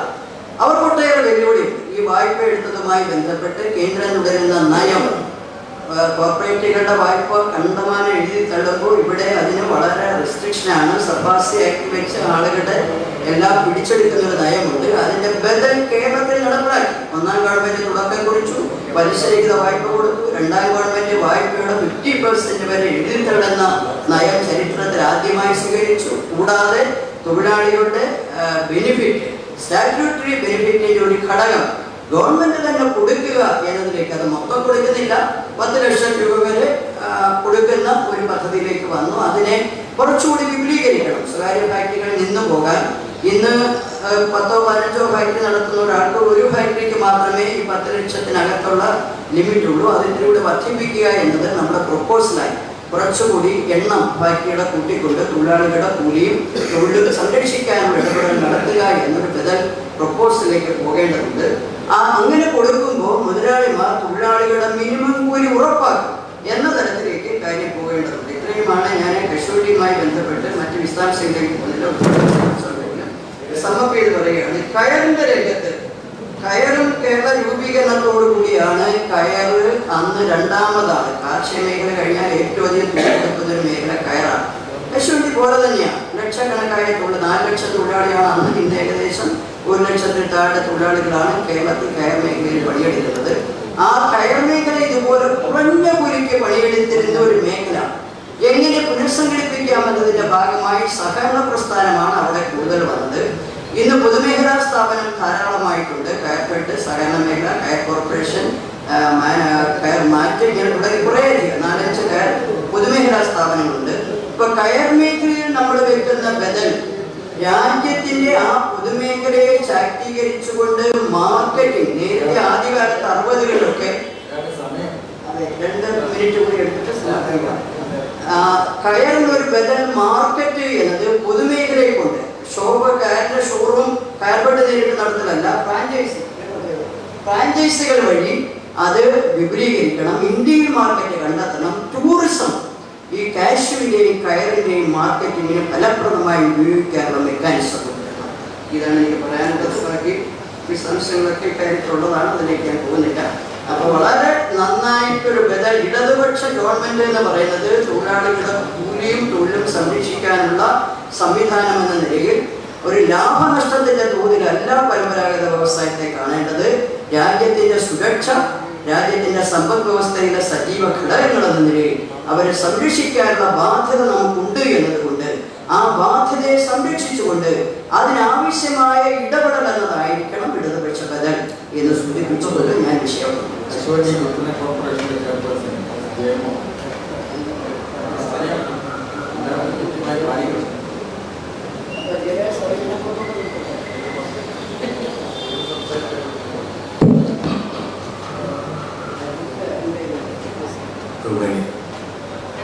ഇവിടെ ഘടകരം വിഷയം അവതരിപ്പിച്ച എല്ലാം അറിഞ്ഞ ഒരു കാര്യങ്ങളിലേക്ക് കടക്കാതെ ചില പോയിന്റുകൾ മാത്രം സമയം പരിപാടിക്കുള്ളിൽ മുന്നോട്ട് മറ്റുള്ളവർ കൂടി സംസാരിക്കേണ്ടതായിക്കൊണ്ട് എന്ന് കണക്കാക്കിക്കൊണ്ട് പറയാൻ കഴിയുന്ന ഉദ്ദേശം.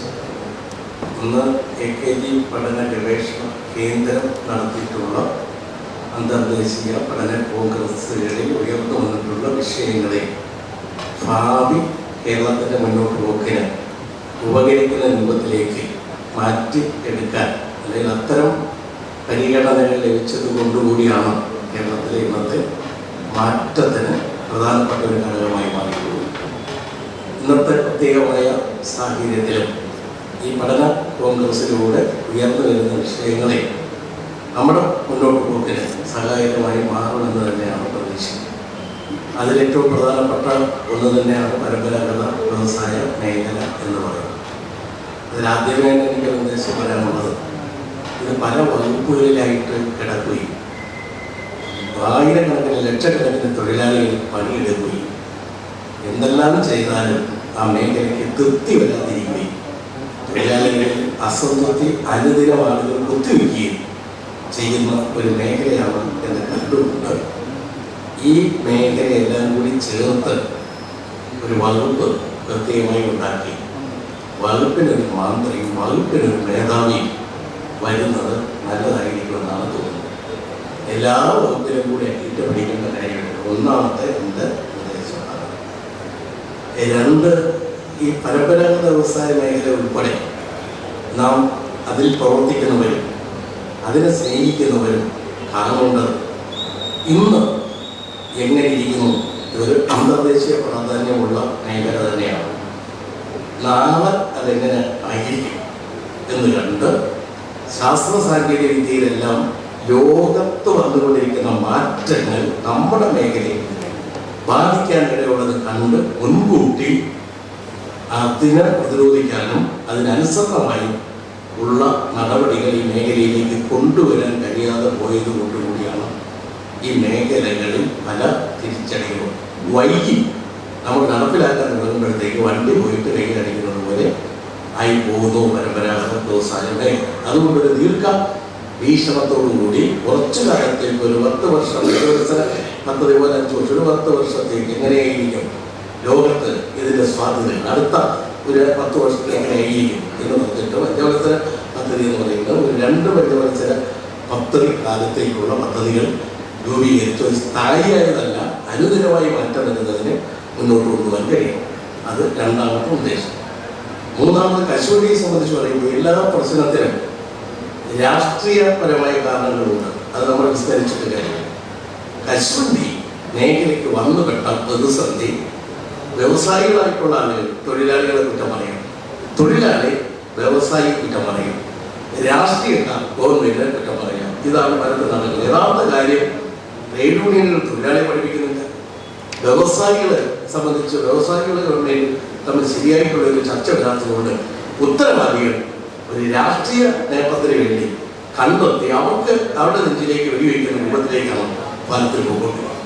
ഇപ്പൊ കശുവണ്ടി മേഖലയിൽ വന്ന കാര്യം മാത്രം നമ്മൾ എടുത്താൽ ഈ ഇത്രയും ഗുണങ്ങളെല്ലാം പി രാജീവ് മന്ത്രി ചെയ്തപ്പോഴും എന്തുകൊണ്ട് ആ നേട്ടം മൊത്തം പ്രതിഫലിക്കുന്നില്ല എന്നത് രാഷ്ട്രീയമാണ്. ഇപ്പൊ പ്രതിസന്ധിയിലാവാൻ കാരണം മറ്റാരുമല്ല, തോട്ടണ്ടിക്ക് ലോകത്തൊരു രാജ്യവും പാവപ്പെട്ടവൻ ജോലി സമ്പന്നന്റെ പക്ഷം. ഇതാണ് കശുവണ്ടിയെ കുറിച്ച് വിശേഷിപ്പിക്കുന്നത്. ഈ പാവപ്പെട്ടവന്റെ തൊഴിലാണെന്ന് കണ്ട് വിദേശത്ത് നിന്ന് വരുന്ന തോട്ടണ്ടിയുടെ മുകളിൽ അധിക നികുതി കേന്ദ്ര ഗവൺമെന്റ് അടിച്ചേൽപ്പിക്കപ്പെട്ടപ്പോൾ തോട്ടണ്ടിയുടെ വില കൂടി, റാ മെറ്റീരിയൽസിന്റെ വില കൂടി. പരിപ്പിന് വില കിട്ടിയാൽ കുഴപ്പമില്ല. പരിപ്പ് സ്പെഷ്യൽ എക്കണോമിക് സോൺ വഴി ഇഷ്ടം പോലെ ഇറക്കുമതി ചെയ്യാനുള്ള നയം ഉദാരമാക്കി പരിപ്പിന് വില ഇടിഞ്ഞു, തോട്ടണ്ടിയുടെ വില കൂടി, നഷ്ടമായി, വ്യവസായം കൂടി. അതിന് വ്യവസായം കൂട്ടിയതിന് മൊത്തം ഉത്തരവാദിത്തം വ്യവസായിക്കാണെന്നും തൊഴിലാളിക്കാണെന്നും നമ്മൾ പരസ്പരം പറഞ്ഞുകൊണ്ടിരുന്നാൽ എന്തെങ്കിലും കാര്യമുണ്ടോ?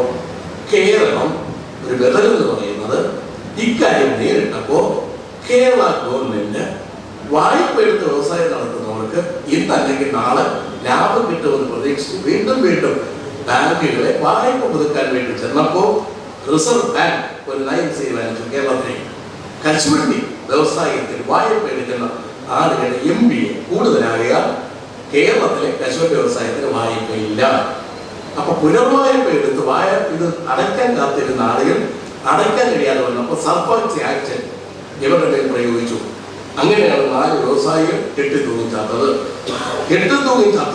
കേരള ഗവൺമെന്റിന്റെ കുറ്റമാണെന്നും വ്യവസായികളുടെ കുറ്റമാണെന്നും നമ്മൾ അങ്ങോട്ടും ഇങ്ങോട്ടും പറഞ്ഞുകൊണ്ടിരിക്കുന്നു എന്നുള്ളതല്ലാതെ യഥാർത്ഥ കാര്യം അക്കാര്യത്തിൽ കേരളത്തിന്റെ ബദൽ എന്താ? വായ്പ എടുത്ത് തിരിച്ചടിക്കാൻ കഴിയാത്ത വ്യവസായികൾക്ക് കൈത്താൻ എന്ന നിലയിൽ പലിശ ഇളവ് നേടിക്കൊടുക്കാനും പലിശയിൽ ഒരു ഭാഗം കൊടുത്ത് സഹായിക്കുകയും ചെയ്ത ഇന്ത്യയിലെ ആദ്യത്തെ വ്യവസായിയെ സംരക്ഷിക്കുന്ന ഗവൺമെന്റ്. വ്യവസായം തുടർന്ന് നടത്തണം, വ്യവസായി രക്ഷപ്പെട്ടോട്ടെ എന്ന് മാത്രമല്ല തൊഴിലാളികൾ ജീവിക്കണം. അതിനുവേണ്ടി വ്യവസായികൾക്ക് വരുന്ന ചെലവിൽ ഒരു ഭാഗം സംസ്ഥാന സർക്കാർ നൽകി വ്യവസായികളെ സഹായിച്ചു എന്നതും ഇന്ത്യയിലെ ആദ്യത്തെ നടപടിയാണ്, കേരളത്തിലെ ആദ്യത്തെയാണ്. ഉത്തരവാദി ആര്, ബദൽ നയം ആരുടേത് എന്നതിനെ സംബന്ധിച്ച് സമൂഹം ചർച്ച ചെയ്യിപ്പിക്കുന്നുണ്ടോ എന്ന് നോക്കിയാൽ നമ്മുടെ ആരോപണ പ്രത്യാരോപണം കൊണ്ട് പുകമറ സൃഷ്ടിച്ച് യഥാർത്ഥ ഉത്തരവാദിയെ രക്ഷപ്പെടുകയും നമ്മൾ തന്നെ ഉത്തരവാദികളെ കണ്ടെത്തി വെടിവെക്കുകയും ചെയ്യുന്നതിന്റെ പേരിലാണ് ഇതിന്റെ യഥാർത്ഥ അവസ്ഥ ആളുകളിലേക്ക് എത്താതെ പോകുന്നത് എന്ന കാര്യം ഈ സന്ദർഭത്തിൽ ഒന്ന് ചൂണ്ടിക്കാണിക്കാൻ ഞാൻ ആഗ്രഹിക്കാം. മൂന്നാമത്തെ നാലാമത്തെ കാര്യം, വ്യവസായം നടക്കണമെങ്കിൽ എന്ത് വേണം? റാ മെറ്റീരിയൽസ് വേണം. നമ്മൾ റാ മെറ്റീരിയൽസ് ആരുടെ കണ്ടത്? ആഫ്രിക്കക്കാരൻ്റെ ലാറ്റിൻ അമേരിക്കൻ രാഷ്ട്രങ്ങളിലെ കർഷകർ കശുമാവ് നട്ടുകൊള്ളും, അവൻ്റെ തോട്ടണ്ടി ഇങ്ങോട്ട് വന്നുകൊള്ളും. എല്ലാ കാലത്തും അവിടെ കൃഷി, ഇവിടെ വ്യവസായം. ലോകത്തിലെ ആദ്യ വ്യവസായം തുടങ്ങിയത് കേരളത്തിലാണ്, കൊല്ലത്താണ്. അതാണ് കൊല്ലത്തിൻ്റെ പാരമ്പര്യം. അന്ന് ലോകത്തൊരിടത്തും വ്യവസായമില്ല. ഇന്ന് ലോകത്തിൻ്റെ സ്ഥിതി, ഇന്ത്യയിൽ ലോകത്ത് ഉത്പാദിപ്പിക്കുന്ന പരിപ്പിൻ്റെ തോട്ടണ്ടി പരിപ്പിൻ്റെ 85% നമ്മൾ ഉത്പാദിപ്പിച്ചുകൊണ്ടിരുന്നിടത്ത് ഇന്ന് 85% വിയറ്റ്നാം എന്ന് പറയുന്ന കൊച്ചു രാഷ്ട്രം ഉത്പാദിപ്പിച്ച് ലോകത്തുള്ള വിപണികളിൽ നിന്നെല്ലാം തോട്ടണ്ടി അവർ വാങ്ങി പ്രോസസ് ചെയ്യുന്നു. അവർ വാങ്ങി പ്രോസസ് ചെയ്യുന്നതിൻ്റെ രീതി എങ്ങനെയാണ്? യന്ത്രവൽക്കരണം പൂർണ്ണമായും അവർ നടപ്പിലാക്കി. ഗുണനിലവാരം കുറവാണ്. ഇത് ആരോട് പറയാനോ? വിലയിൽ കുറവുണ്ട്. വാങ്ങാൻ ചെല്ലുന്ന ഒരാള് വില നോക്കുമ്പോൾ കവറ് നല്ലതാണ്, ഇരിക്കുന്ന സാധനം ഗുണനിലവാരം ഇല്ലാത്തതാണ്, വില കുറവെങ്കിൽ വാങ്ങാൻ വരുന്ന ഗുണഭോക്താവും വില കുറഞ്ഞതിനെ വാങ്ങാൻ തുടങ്ങി. ബിസ്ക്കറ്റ് ഉൾപ്പെടെ ഉത്പാദിപ്പിക്കുന്ന കമ്പനികളാകട്ടെ വില കുറവുള്ളതുകൊണ്ട് ഗുണനിലവാരം കുറഞ്ഞ പരിപ്പ് അവൻ വാങ്ങി അനിമൽ വാല്യുവാണ് പ്രോഡക്റ്റുകൾ ചേർക്കാൻ തുടങ്ങിയപ്പോൾ നമ്മുടെ പരിപ്പ് ഇപ്പോഴും ചുട്ടുതല്ലേ. നമ്മുടെ പരിപ്പ് വാവുമായിരിക്കുന്ന അത്രയും കാഷ്യൂ കോർപ്പറേഷൻ്റെ പരിപ്പിന് അത്രയും കിലുകൂല സർക്കാർ. നമ്മൾ 10 പരിപ്പ് കയ്യിൽ വെച്ച് കിളിക്കാൻ ഒരു കുപ്പിവള കയ്യിൽ കൊണ്ടുപോകുന്ന സ്ത്രീ ആ കയ്യിൽ കിടക്കുന്ന കുപ്പിവള കിളിക്കുമ്പോൾ കേൾക്കുന്ന ശബ്ദമാണ് നമ്മുടെ പരിപ്പ് കയ്യിലിട്ടാൽ. അത് ഈ പക്ഷം വിയറ്റ്നാമുകാരുടെ പരിപ്പ് കയ്യിലിട്ട് കിളിക്കാൻ അത് കയ്യിൽ ഓരോന്നോരോ തീർന്ന് വീഴും എന്നുള്ളതല്ല ശബ്ദം വരും. നാടൻ കോഴി ഇറച്ചി കോഴി തമ്മിലുള്ള വ്യത്യാസം നമ്മുടെ പരിപ്പിനുണ്ട്. ചുട്ടു തന്നെയാണ് ഇത് വിദേശത്തുമെല്ലാം നല്ല ഡിമാൻഡ് ഇതിലുണ്ടെങ്കിലും വിലയിൽ നമ്മുടെ പ്രൊഡക്ഷൻ കോസ്റ്റ് കൂടുതലായതുകൊണ്ട് ഇത് കുറയും. അതുകൊണ്ട് ഏറെ മൈക്ക് കയ്യിലെടുക്കുന്നു. സാധാരണ ഒരാൾ മൈക്ക് കയ്യിലെടുക്കുന്നതിന് മുമ്പേ നിർത്താൻ പരിശ്രമിക്കുന്ന ഒരാളായതുകൊണ്ട് ഒരു 1.5 മിനിറ്റ് കേട്ടോ, അത്രയും ക്ഷമിക്കാമല്ലോ. ഞാനാണ് ഈ കുഴപ്പമുണ്ടാക്കിയത്. ഞാനാണ് അത്യാവശ്യത്തോടെ ഞാൻ പറഞ്ഞത് സമയം വീഴ്ചയിലേക്ക് കൊടുക്കാം. അത് എനിക്ക് തന്നെ ആപ്പായി. അതുകൊണ്ട് മറ്റു കാര്യങ്ങളിലേക്ക് നമ്മൾ കണക്കില്ല. അതുകൊണ്ട് പൊതുമേഖല, സ്വകാര്യ മേഖല, കശുവണ്ടി, മറ്റു മേഖലയെ കുറിച്ചെല്ലാം ഇവിടെ പറഞ്ഞു. ഇപ്പൊ ജയരാജ് കൈത്തറിയെ കുറിച്ച് പറഞ്ഞതിന്റെ മുകളിൽ ഞാൻ പറഞ്ഞ കാര്യമില്ല. കാരണം ഇനിതാ കൊണ്ടിരിക്കുന്ന കയറ് അദ്ദേഹത്തിന്റെ അത്രയും ഡോക്ടറേറ്റ് എടുത്ത ആളുകളുടെ നമ്മൾ കശുവണ്ടിയെ കുറിച്ചാണെങ്കിൽ നമുക്ക് അതുപോലെ നമ്മൾ ഇരിക്കാം. അതൊരു വാല്യുവാണ് പ്രോഡക്ട്സ് മറ്റുമില്ല കമ്പോളത്തിൽ ഇറക്കി ഒറ്റ കാര്യമുള്ളൂ. അതോട് ചേർത്തില്ലെങ്കിൽ നമുക്ക് ആവശ്യമായ റാ മെറ്റീരിയൽസ് എവിടെ നിന്ന് കിട്ടാം? ഈ ചോദ്യത്തിന് ഉത്തരം നല്ല കഴിഞ്ഞ കശുവണ്ടി മേഖല ഉത്തരവുണ്ട്. ഇപ്പൊ അൽക്കേഷ്യ ലൂക്കാരി ഇതാവശ്യം പോലെ സോഷ്യൽ ഫോറസ്റ്റ് കണ്ടുപിടിപ്പിച്ചു. അപ്പോഴാണ് ഭൂ ഗർഭ ജലം ഊറ്റുന്നതാണ് 2 മാറ്റം പറയും. നമ്മൾ ഇടപെടും. വനവൽക്കരണം നടക്കും. ഈ പഴവർഗ്ഗങ്ങളിൽ കശുവണ്ടിയിലൂടെ കൃഷി ചെയ്തെടുക്കുന്ന നില വന്നാൽ വനവും നിലനിൽക്കും, കശുവണ്ടി കിട്ടുകയും ചെയ്യും. അപ്പൊ സോഷ്യൽ ഫോറസ്റ്റിയെ നമുക്ക് അതിനു വേണ്ടി ഉപയോഗിച്ചുകൂടെ കൊണ്ടുവന്നാൽ നല്ല നിലയിലായി സർക്കാർ പരമ്പരാഗത വ്യവസായ മേഖലയോടും പാവപ്പെട്ട 95% സ്ത്രീകളും അതിൽ 63% പിന്നോക്ക വിഭാഗത്തിൽപ്പെട്ടവരുമാണ് എന്നതുകൊണ്ട് ആധുനിക വ്യവസായത്തെ സംരക്ഷിക്കുന്നത് പോലെ അല്ല, ലക്ഷക്കണക്കിന് വരുന്ന പാവങ്ങളുടെ സംരക്ഷണത്തിലാണ് എന്ന് കണ്ട് ഏറ്റവും പ്രാധാന്യം നൽകി പദ്ധതികൾ ആവിഷ്കരിച്ച് കേന്ദ്ര നയത്തെ പ്രതിരോധിച്ച് നട്ടല് നിൽക്കാൻ കഴിയുന്ന ഒരു അന്തരീക്ഷം കേരളത്തിൽ സൃഷ്ടിക്കുന്നതിന് ഉതകുന്ന രൂപത്തിലേക്ക് പഠന കോൺഗ്രസിൽ ഒരു പ്രധാനപ്പെട്ട വിഷയമാക്കി മാറ്റുമെന്ന പ്രതീക്ഷയോടുകൂടി അവസാനിപ്പിക്കുന്നു. ആശംസ.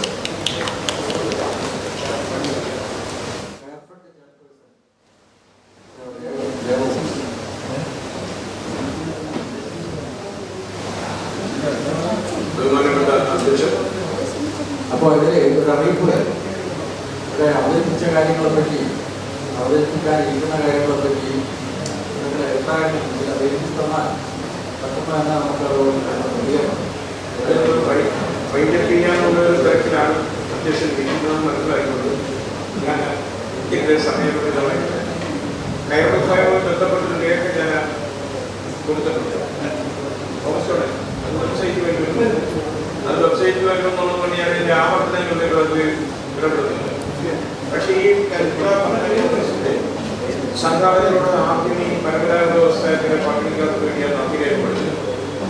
കാരണം മറ്റെങ്ങനെ മേഖലകളൊപ്പം ഏതാണ്ട് തുല്യ പ്രാധാന്യം നൽകിക്കൊണ്ട് ഈ മേഖലയെ സംബന്ധിച്ച് പരിശോധിക്കാൻ തയ്യാറായി എന്ന് തന്നെയാണ് അതിന്റെ കാരണം. ഞാൻ ചില ഈ കയർ വ്യവസായത്തിന്റെ ചരിത്രവും ഭൂമിശാസ്ത്രവും ഒന്നും ഇപ്പോൾ പറയുന്നില്ല, അതിനാൽ ഏറ്റവും ഞാൻ ഉൾപ്പെടുത്തിയിട്ടുണ്ട്. 1859 കയർ വ്യവസായം ആരംഭിക്കുന്നത്. ഇവിടെ നമ്മളിപ്പോൾ എത്തി നിൽക്കുമ്പോൾ ഇതിനോട് നമ്മൾ എങ്ങനെ സമീപിക്കും?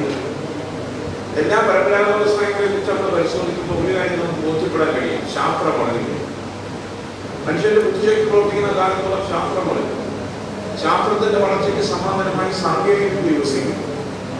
സാങ്കേതിക വിദ്യ ടെക്നോളജി അപ്ഡേറ്റ് ചെയ്യപ്പെടുമ്പോൾ സ്വാഭാവികമായും പഴയ സാങ്കേതിക വിദ്യയും ആ സാങ്കേതിക വിദ്യയിലുണ്ടാക്കിയ ഉൽപ്പന്നങ്ങളും ഔട്ട് ഓഫ് മാർക്കറ്റായിരുന്നു. ഈ തത്വത്തിൽ നിന്നുകൊണ്ട് വേണം നമ്മൾ പരമ്പരാഗത വ്യവസായത്തെ കാണേണ്ടത്.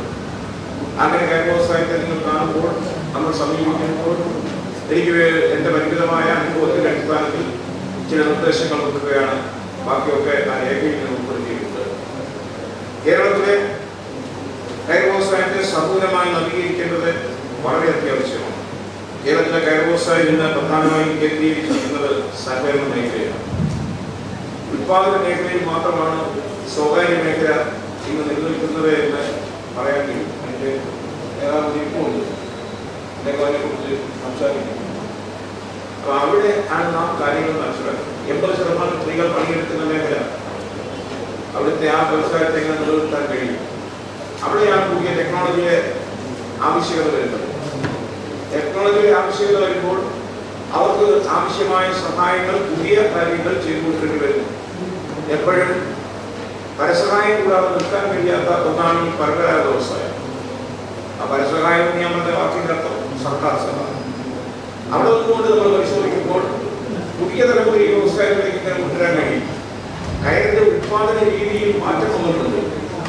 ഞാൻ ഈ കയർ മേഖലയിൽ വരുമ്പോൾ സായികുമാറിന്റെ കൂടി പോകുമ്പോൾ 6 പേരാണ് കയർ ഉത്പാദിപ്പിക്കുന്നതിൽ അധ്വാനിക്കേണ്ടി വരുന്നത്. 6 ആൾ, 2 തൊഴിലുകാർ, ഒരു ട്രാഫിക് കറക്റ്റുകാരി, 2 കയറിയില്ല അല്ലേ? ഇപ്പോഴോ ഒരാളുണ്ടെങ്കിൽ കയറിയില്ല. പക്ഷെ പ്രശ്നം എന്താ? കുറഞ്ഞ സമയം കൊണ്ട് കൂടുതൽ കയർ ഉത്പാദിപ്പിച്ചെങ്കിൽ മാത്രമേ എന്റെ സുഹൃത്തിന്റെ ഉൽപ്പന്ന മേഖലയെ ദോഷകരമായി കമ്പോളത്തിൽ ബാധിക്കാതെ തൊഴിലാളിക്ക് മെച്ചപ്പെട്ട വരുമാനം ഉണ്ടായിക്കൊണ്ടാൻ കഴിയും. അനിയമിതമായി കൂലി വർദ്ധിപ്പിച്ചു കൊടുത്തു കഴിഞ്ഞാൽ വരുന്ന പ്രശ്നം എന്താണെന്നാൽ കയറിന്റെ വില വർദ്ധിക്കും. കയറിന്റെ വില വർദ്ധിച്ചാൽ അത് പ്രതികരിക്കുന്നത് ഉൽപ്പന്ന രംഗത്താണ്. ഉൽപ്പന്ന രംഗത്ത് അമിതമായി വില വർദ്ധിച്ചു കഴിഞ്ഞാൽ വേൾഡ് മാർക്കറ്റിന്റെ കോമ്പറ്റീഷനിൽ കേരളത്തിന്റെ കയർ ഉൽപ്പന്നം പിന്തള്ളപ്പെടും. അപ്പൊ അവിടെ എന്താ വേണ്ടതെന്ന് ചോദിച്ചാൽ പ്രായോഗികമായ സമീപനം. നമ്മൾ നടപ്പിലാക്കുന്ന യന്ത്രവൽക്കരണം കുറഞ്ഞ സമയം കൊണ്ട് കൂടുതൽ കയർ ഉത്പാദിപ്പിക്കാൻ കഴിയുന്നതാണോ? അങ്ങനെ വരുമ്പോൾ തൊഴിലാളിക്ക് മെച്ചപ്പെട്ട കൂലി കിട്ടും. അത്തരം യന്ത്രങ്ങൾ ഇപ്പോൾ രംഗത്ത് വന്ന് തുടങ്ങിയിട്ടുണ്ട്. നമ്മൾ നടപ്പിലാക്കിയ ദൗർഭാഗ്യവശാൽ നമ്മൾ നടപ്പിലാക്കിയ യന്ത്രവൽക്കരണം അത്തരത്തിലുള്ള ലക്ഷ്യപ്രാപ്തി എത്താൻ ഇപ്പോഴും കഴിഞ്ഞിട്ടില്ല എന്നത് വേദനാജനകമായി പറയാതിരിക്കാൻ കഴിയുന്നുണ്ട്. എന്റെ സംഘത്തിലെ യന്ത്രത്തിൽ ഉത്പാദിപ്പിക്കുന്നത് ഒരു 45-50 കിലോ കയറാണെങ്കിൽ 80 മുതൽ 90 വരെ കയർ ഉത്പാദിപ്പിക്കുന്ന യന്ത്രങ്ങൾ കമ്പോളത്തിൽ വന്നു കഴിഞ്ഞിരിക്കുന്നു. 1 കിലോ കയർ ഉത്പാദിപ്പിക്കാൻ 10 രൂപ കൂലി കിട്ടുമെങ്കിൽ ആ ഉത്പാദനം വർദ്ധിക്കുന്നതനുസരിച്ചിട്ടുള്ള വരുമാനം വർദ്ധിച്ചിരിക്കുന്നു. അത് ഞാൻ ചുരുക്കി പറയുന്നത്, കുറഞ്ഞ സമയം കൊണ്ട് കൂടുതൽ കയർ ഉത്പാദിപ്പിക്കാൻ കഴിയുന്ന ആധുനികവൽക്കരണം, യന്ത്രവൽക്കരണം കയറിൽ മേഖലയിൽ ഉണ്ടാവണം. യാദൃച്ഛികം ഉണ്ടാകത്തില്ല, ബോധപൂർവമായ ഇടപെടൽ ഉണ്ടാവണം. കയറിൽ സംഘങ്ങൾക്ക് അതിനാവശ്യമായ സഹായം ചെയ്യാൻ ഒറ്റത്തവണ എന്ന തരത്തിൽ സർക്കാരുകൾ തയ്യാറാവണം. അതിനുള്ള സമീപനം ഉണ്ടാവണം. കയർ സഹകരണ സംഘങ്ങൾ നേരിടുന്ന പ്രധാന പ്രശ്നങ്ങളിലൊന്ന് ഗുണനിലവാരമുള്ളതും ന്യായവിലയ്ക്കും ആവശ്യാനുസരണമായി ചകിരി ലഭിക്കുന്നില്ല എന്നതാണ്. ചകിരി ഉണ്ടെങ്കിലല്ലേ കയറുണ്ടാക്കാം. നമ്മൾ ഐസക് കയർ കോപ്പ് കൈകാര്യം ചെയ്യുമ്പോൾ സായികുമാർ കയർ ഫണ്ടിന്റെ ഞാൻ കയർ കോർപ്പറേഷന്റെ ചെയർമാൻ. വടക്കേ മലബാറിൽ 50% സബ്സിഡി കൊടുത്ത് കൊണ്ടുതൽ മില്ലുണ്ടാക്കി. എന്താ സ്ഥിതി? ആ മില്ലിലെ ആ കിട്ടുന്ന തൊണ്ട് 1 അടിച്ച് ചതച്ചിട്ട് തമിഴ്നാട്ടിൽ കൊടുക്കുന്നു. അല്ലെ മനസ്സിലായി നമുക്ക് കഴിയില്ല. അവിടെയാണ് ഈ പ്രശ്നങ്ങളെ സമീപിക്കേണ്ടത്. 50% സർക്കാർ സബ്സിഡി കൊടുത്ത് സ്ഥാപിച്ച മില്ലുകൾ തൊണ്ട് കിട്ടിയിട്ട് രണ്ട് ചതങ്ങൾ നിങ്ങൾ വ്യവസായവുമായി ബന്ധപ്പെട്ടവരെ അറിയാവുന്നതാണ് പറയുന്നത്. ഒന്ന് പൊട്ടിച്ചു കഴിഞ്ഞാൽ ഇത് കൂടുതൽ ജോലിയാണ് നേരെ തമിഴ്നാട്ടിൽ കഴിച്ചു അത് ചതുങ്ങി. അപ്പൊ ചതുങ്ങിക്കില്ല. ഇപ്പൊ ഒരു ഫൈബർ ബാങ്ക് തുടങ്ങിയിട്ടുണ്ട്. അതിന്റെ പിന്നെ ഇങ്ങനെ അതിന് വേണ്ടിയുള്ള പൈസ പൈസ ഗവൺമെന്റിന് നടപെടുത്തു. അതിന്റെ ബോർഡിന് രാത്രി തന്നെ ഒപ്പിട്ട് കൊടുത്തിട്ടാണ് പോകുന്നത്. അത് തുടങ്ങുകയാണ് ഒരു പരീക്ഷണമാണ്. പക്ഷെ അവിടെ നിങ്ങൾ മനസ്സിലാക്കിക്കൊള്ളണം, കയർപ്പണിൽ നിന്നും സായികുമാർ ചെയർമാനായിരിക്കുമ്പോൾ ചകിരി വാങ്ങിക്കൊണ്ടുപോയതും പ്രവർത്തന മൂലധനത്തിൽ കാശ് വാങ്ങിക്കൊണ്ടുപോയതുമായ 93 സംഘടനക്കാരെ കാണാനും ഈ ചകിരി ഉപയോഗിച്ച് കയറുണ്ടാക്കി തമിഴ്നാട്ടിൽ കൊടുത്ത് കാശ് കൊടുത്തു. വളരെ വ്യവസായത്തിലെ പ്രശ്നങ്ങൾ ഞാൻ അത് മുഖ്യമായിട്ട് ചകിരി കൊടുത്ത് കയർ ഉത്പാദിപ്പിച്ച് കയർപ്പണിന് നൽകുന്ന സ്ഥാനത്ത് ആ കയർ കൊടുത്ത് ചകിരി ഉണ്ടാക്കി തമിഴ്നാട്ടിൽ കൊടുത്ത് കാശ് പഠിക്കും. ആ 83 സംഘടനകൾക്ക് നടപടി നടത്താൻ ഞങ്ങൾ ഇതിങ്ങനെ റൊട്ടേറ്റ് ചെയ്ത് വരണ്ടേ? ചകിരി കൊടുക്കുന്നു, കയർ ഉണ്ടാക്കുന്നു, കയർ കയർപ്പെട്ടി വരുന്നു, ചകിരിയുടെ വില കഴിക്കുന്ന പൈസ കയർപ്പെട്ട് കൊടുക്കുന്നു. ഇതായിരുന്നു സ്കീം. അവിടെയാണ് നാം മനസ്സിലാക്കിയിരിക്കേണ്ടത്. മൈൻഡ് സെറ്റിൽ മാറ്റം വരേണ്ടിയിരിക്കുന്നു. ചില കാര്യങ്ങളിൽ ചുരുക്കി ദീർഘിപ്പിക്കുന്നില്ല. കയർ സഹകരണ സംഘങ്ങളുടെ കയർ ഉത്പാദനത്തിന് തൊഴിലാളികളുടെ കൂലി സമയബന്ധിതമായി കിട്ടണം. അല്ലേ? 15 കോടി രൂപ കൊടുക്കാൻ അറിയാമോ? കയർപ്പെട്ട് 15 കോടി രൂപ കയറിന് കൊടുക്കാനുണ്ട്. 15 കോടി കൂട്ടിയാണ് ജീവിക്കുന്നത്. 15 കോടി രൂപ കൊടുക്കുന്നത് എന്തിനു വേണ്ടിയാണ്? ഈ കയറ് ഒന്നിന്റെ കാശാണ്. അവിടെയാണ് നമ്മൾ മനസ്സിലാക്കുന്നത്. 100 രൂപയുടെ കയർ വാങ്ങിച്ചാൽ 85 രൂപയ്ക്കാണ് കിട്ടുന്നത്. 15% വില കുറച്ചാണ് കിട്ടുന്നത് ഉൽപ്പന്ന മേഖലയ്ക്ക് വേണ്ടി. അപ്പൊ അവിടെയാണ് വില വ്യതിയാനത്തിന്റെ പ്രശ്നം വരുന്നത്. അതിന് പ്രൈസ് ഫ്ലക്ച്വേഷൻ ഫണ്ടാണ് ഗവൺമെന്റ് തരുന്നത്. ഈ പ്രൈസ് ഫ്ലക്ച്വേഷൻ ഫണ്ട് സമയബന്ധിതമായി കിട്ടാതിരിക്കുന്നതാണ് കയർ തൊഴിലാളികളുടെ സംഘടനകൾക്ക് കൃത്യമായി കയറുവില കൊടുക്കാൻ പറ്റാതെ വരുന്നത്. കയർപ്പണി ലാഭത്തിലാണ് പ്രവർത്തിക്കുന്നത്. 100 രൂപയ്ക്ക് വാങ്ങിക്കുന്ന കയർ 85 രൂപയ്ക്ക് വിൽക്കുന്നത്. 15 രൂപ തത്തുലിയാണ് 100 രൂപയുടെ സാധനം. അപ്പൊ ആ 15 രൂപ പ്രൈസ് ഫ്ലക്ച്വേഷൻ ഫണ്ടിൽ ഗവൺമെന്റ് തരികയാണ്. ഗവൺമെന്റ് കാലാകാലങ്ങളിൽ തരുന്ന കയർപ്പണി ഇപ്പോൾ ഒരു 13 കോടി കിട്ടാനുള്ളതിലാണ്. അപ്പൊ അത് സമയബന്ധിതമായി കിട്ടുക എന്ന സ്ഥിതി ഉണ്ടാവണം. മറ്റൊന്ന്, അന്യ സംസ്ഥാനത്ത് നിന്ന് നമ്മുടെ കയറിലേക്ക് നേരിടുന്ന വെല്ലുവിളി. നേരത്തെ ഈ എസൻഷ്യൽ കമ്മ്യൂണിറ്റി ആക്ടിലായിരുന്നു ഈ കൊണ്ടുണ്ടായിരുന്നത്. എന്താ തോന്നുന്നത്? കൊണ്ടുപിടിക്കാൻ പോവുക, പോലീസുകാർ കൂടെ വരിക, പെർമിറ്റ് കൊടുക്കുക, അങ്ങനെയായിരുന്നു അന്നത്തെ സ്ഥിതി. ഇന്നതല്ല. അപ്പൊ എന്തുവരുന്നു വെച്ചാൽ കേരളത്തിൽ നിന്ന് തൊട്ടുകാർ തമിഴ്നാട്ടിൽ പോകുന്നു. അവിടെയാണ് നമ്മൾ മനസ്സിലാക്കിയിരിക്കേണ്ടത്. അപ്പൊ അന്യ സംസ്ഥാനത്ത് നിന്നും എല്ലാ ആനുകൂല്യങ്ങളും കയർ കൊടുപ്പ് കൊടുക്കുന്നത് അന്യ സംസ്ഥാനക്കാർക്കാണ്. കേരളത്തിലല്ല. ആകെയുള്ള ഒരു ആനുകൂല്യം നിലനിൽക്കുന്നത് മാർക്കറ്റ് ഡെവലപ്മെന്റ് അസിസ്റ്റൻസ് എന്ന് പറയുന്ന വിപണി വികസനത്തിന് വേണ്ടിയുള്ള ഒരു സഹായമാണ് NDA. 50% സംസ്ഥാന സർക്കാരും 50% കേന്ദ്ര ഗവൺമെന്റ് നൽകുക എന്നാണ് വ്യവസ്ഥ. കഴിഞ്ഞ 4 വർഷമായി കേന്ദ്ര ഗവൺമെന്റ് നയാ പൈസ ഈ സംസ്ഥാന സർക്കാർ തരുന്ന 10 കോടിയോളം രൂപ വെച്ചാണ് ഈ സർക്കസ് മുഴുവൻ കാണിച്ചുകൊണ്ടിരിക്കുന്നത്. അതുകൊണ്ട് എനിക്ക് പഠന കോൺഗ്രസിന്റെ മുന്നിൽ വെക്കാനുള്ള നിർദ്ദേശം, മാർക്കറ്റ് ഡെവലപ്മെന്റ് അസിസ്റ്റൻസ് കേന്ദ്ര ഗവൺമെന്റിനെ പ്രതീക്ഷിച്ചിരിക്കാതെ സംസ്ഥാന ഗവൺമെന്റ് അതൊന്ന് വർദ്ധിപ്പിക്കുന്നതിന് തയ്യാറാവുന്ന ഒരു നിർദ്ദേശമാണ് എനിക്ക് ഈ സന്ദർഭത്തിൽ വെക്കാനുള്ളത്. മറ്റൊന്ന്, ഈ പൊതുമേഖലാ സ്ഥാപനം ഇപ്പം 2 സ്ഥാപനങ്ങളിലേക്കുന്നു. അതിന്റെ എല്ലാത്തിനും ഞാൻ വിശ്വാസങ്ങളിലേക്ക് പോകുന്നില്ല. പൊതുമേഖലാ സ്ഥാപനങ്ങളുടെ ഒരു ലക്ഷ്യപ്രാപ്തിയിൽ എത്തിക്കാൻ കഴിയുന്ന തരത്തിൽ അതിനോട് സമീപിക്കണം, സഹായിക്കാൻ സർക്കാർ തയ്യാറാകും. മറ്റൊന്ന്, തദ്ദേശ സ്ഥാപനങ്ങളുടെ ജലസംരക്ഷണത്തിൽ അത് പറയുമ്പോൾ ഏറ്റവും അവസാനം ഞാൻ അപ്രിയമായ കാര്യങ്ങളെ പറഞ്ഞ് അവസാനിപ്പിക്കുന്നു. ഈ പഞ്ചായത്തുകൾക്ക് ജിയോ ടെക്സ്റ്റൈൽസ് കൊടുക്കുമ്പോൾ അത് പഞ്ചായത്തുകൾ വാങ്ങിക്കുന്നുണ്ട്. ഇപ്പൊ 4 കോടി രൂപ 4 കോടി 5 ലക്ഷം രൂപ കയർപ്പെടുത്തി വരുന്നത് ഞങ്ങൾ വലപ്പ കൊടുത്തതാണ്. പക്ഷെ ഈ വലപ്പ ഇട്ട് കഴിഞ്ഞാൽ അതിനൊരു ഫോളോ കൊണ്ട് ഗ്രാസ് വെക്കണം, അതിന് വെള്ളം ഒഴിച്ചു കൊടുക്കണം. ഈ ഗ്രാസ് കൊണ്ടുവരാൻ പിന്നെ അതിന്റെ ഈ വലപ്പായിൽ ഗ്രാസ് പിടിച്ച് അതിന്റെ പേര് വളരെ പിടിച്ചെങ്കിൽ മാത്രമേ നിൽക്കത്തുള്ളൂ. ഇതുപോലത്തെ ഗ്രാസ് വലപ്പാൻ കഴിച്ചുകൊണ്ട് പോകും. റോഡിന്റെ കരത്തിൽ വിരിക്കും. പിന്നെ ഒരു മനുഷ്യന് തിരിഞ്ഞു പോകത്തില്ല, ഇത് അവിടെ കിടന്ന് നശിക്കും. അവിടെ ഞാൻ മനസ്സിലാക്കില്ല. അതേസമയം അവസാന കിടക്കുകയെന്ന് പറയാം, കയർ വകുപ്പ് പുനഃസംഘടിപ്പിക്കണം. 2000 കയർ ഉത്പാദിപ്പിക്കുന്നത് 40 ജീവനക്കാരാണ്. Project officer, assistant registrar, duty clerk, Delhi clerk, കയർ ഇൻസ്പെക്ടർ, അതിന് താഴെ ഫീൽഡ് അസിസ്റ്റന്റ്, പിന്നെ ക്ലാർക്ക്, പിന്നെ ഓഫീസ് അസിസ്റ്റന്റ്. ഇവർക്ക് ഒരു വണ്ടി. ആകെ ഉത്പാദിപ്പിക്കുന്ന കയർ എത്ര? ആ പ്രൊജക്ടിന്റെ കീഴിൽ 2000 അതാണ് കയർ. അത് ഇവര് പോകുമോ?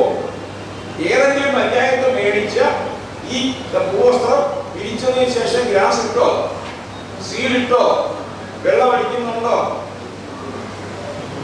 ആഫീസ് വരുന്നതിനാണ് ഞാൻ ഇങ്ങനെ യോഗി പറഞ്ഞത്. തെറ്റായിട്ടൊന്നും ഞാൻ പറയുന്നില്ല. കയർ വകുപ്പ് പുനഃസംഘടിപ്പിക്കണം. ഈ മേഖലയിലേക്ക് കൂടുതൽ ശ്രദ്ധ ചെലുത്താൻ കഴിയുന്ന രൂപത്തിൽ എണ്ണം കുറയ്ക്കണം. ഉദ്യോഗസ്ഥന്മാർക്ക് മറ്റൊന്ന് ജഗദീശ്വരന്റെ കാര്യം കൊടുത്തിട്ടുണ്ട്. അടുക്കള മാലിന്യങ്ങളുടെ കാര്യങ്ങളിലും പിന്നെ ഞങ്ങളൊരു വളം ഉണ്ടാക്കിയിട്ടുണ്ട്. അത് നമ്മുടെ ബഹുമാനപ്പെട്ട തിരുവനന്തപുരം മുനിസിപ്പാലിറ്റി ഞങ്ങളുടെ പ്രോജക്ട് നോക്കണം. ഇനോക്കുലം എന്ന് പറഞ്ഞൊരു വളം ഞങ്ങൾ പ്രോജക്ട് എടുക്കാൻ കൊടുത്തു. ബഹുമാനപ്പെട്ട നമ്മുടെ പ്രിയപ്പെട്ട തിരുവനന്തപുരം കോർപ്പറേഷൻ 90 ലക്ഷം രൂപയുടെ സഹായം എടുത്തിട്ട് വലിയ പോലും തോന്നുന്നു.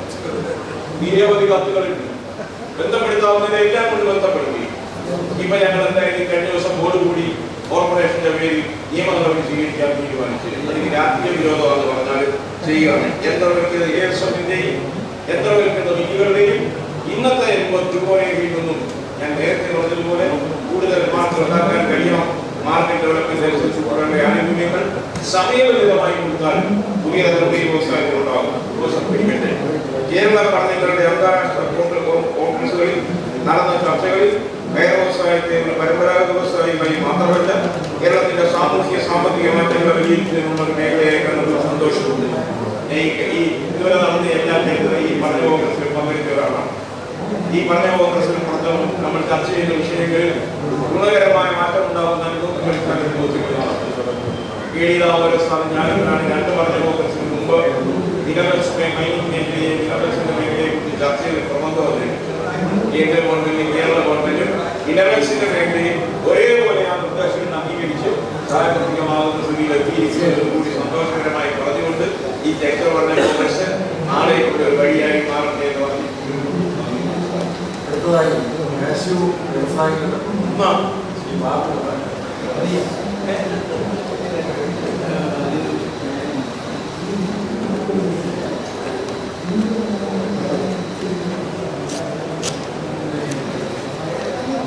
സമയക്കുറവിലെ നേരിട്ട് വിഷയത്തിലൂടെ കടക്കുകയാണ്. ആക്ച്വലിനെ പറ്റി 2 പേര് സംസാരിച്ചു. 2 പേരും ട്രേഡ് യൂണിയൻ വീക്ഷണത്തിൽ അല്ലെങ്കിൽ പൊളിറ്റീഷ്യൻ്റെ ഒരു വീക്ഷണത്തിലാണ് പറഞ്ഞത്. ഞാനൊരു ചെറിയ വ്യവസായിയാണ്. ഒരു വ്യവസായിയുടെ വീക്ഷണത്തിൽ നിന്നായിരിക്കും ഞാൻ പറയുന്നത്.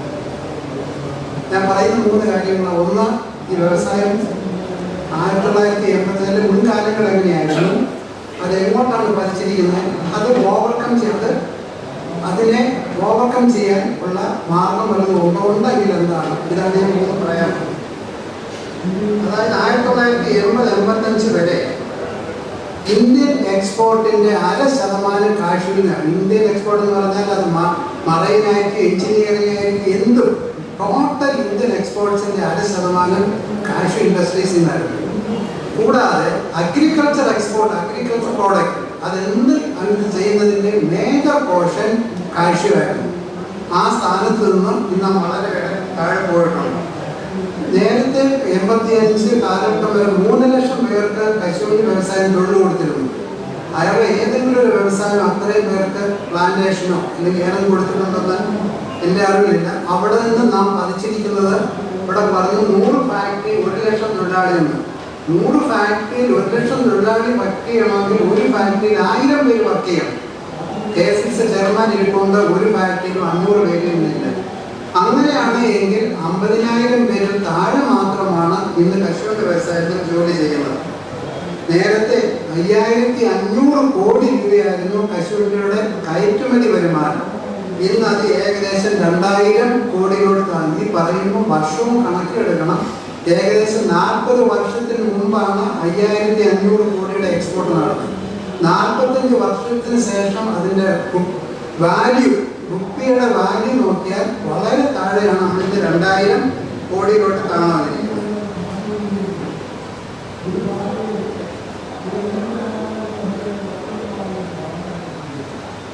ഇത് എങ്ങനെ സംഭവിച്ചു എന്ന് ചോദിച്ചാൽ കശുവണ്ടി വ്യവസായം, ഞാൻ ഉൾപ്പെടെയുള്ള വ്യവസായികളായാലും അതിനെ ഗവൺമെന്റ് പ്രേരിപ്പിക്കുക ചെയ്യും. പുതിയ ചേഞ്ചസ് ഉൾക്കൊള്ളാൻ ഞങ്ങൾ ആരും മെനക്കെട്ടില്ല. 1920 ഇവിടെ 1920 കശുവണ്ടി വ്യവസായം തുടങ്ങിയെന്ന് പറഞ്ഞ് അന്ന് എങ്ങനെ കശുവണ്ടി പ്രോസസ് ചെയ്തോ അത് തന്നെയാണ് ഇന്നും. ഷെല്ലിങ്, പീലിങ് ഇതെല്ലാം അതേ രീതിയിലാണ്. ഒരു വ്യവസായവും 10-15 വർഷത്തേക്കുള്ള സിസ്റ്റം, ആ പ്രോസസ്സിംഗ് സിസ്റ്റം കൊണ്ടു നടക്കാൻ പറ്റത്തില്ല. ചേഞ്ചസ് വേണം. ആ ചേഞ്ചസ് ഞങ്ങൾ ആരും ഉൾക്കൊണ്ടില്ല. പുതിയ ഇന്നോവേഷൻസ് നടത്തില്ല. ഒരു ചെറിയ ഉദാഹരണം 1 മിനിറ്റ് കൊണ്ട് പറഞ്ഞ് ഞാൻ പെട്ടെന്ന് അത് പരിചയപ്പെടുത്താം. മാരുതി കാർ വരുന്നതിന് മുമ്പ് നമുക്ക് 2 കാറായിരുന്നു, അംബാസഡറും D8.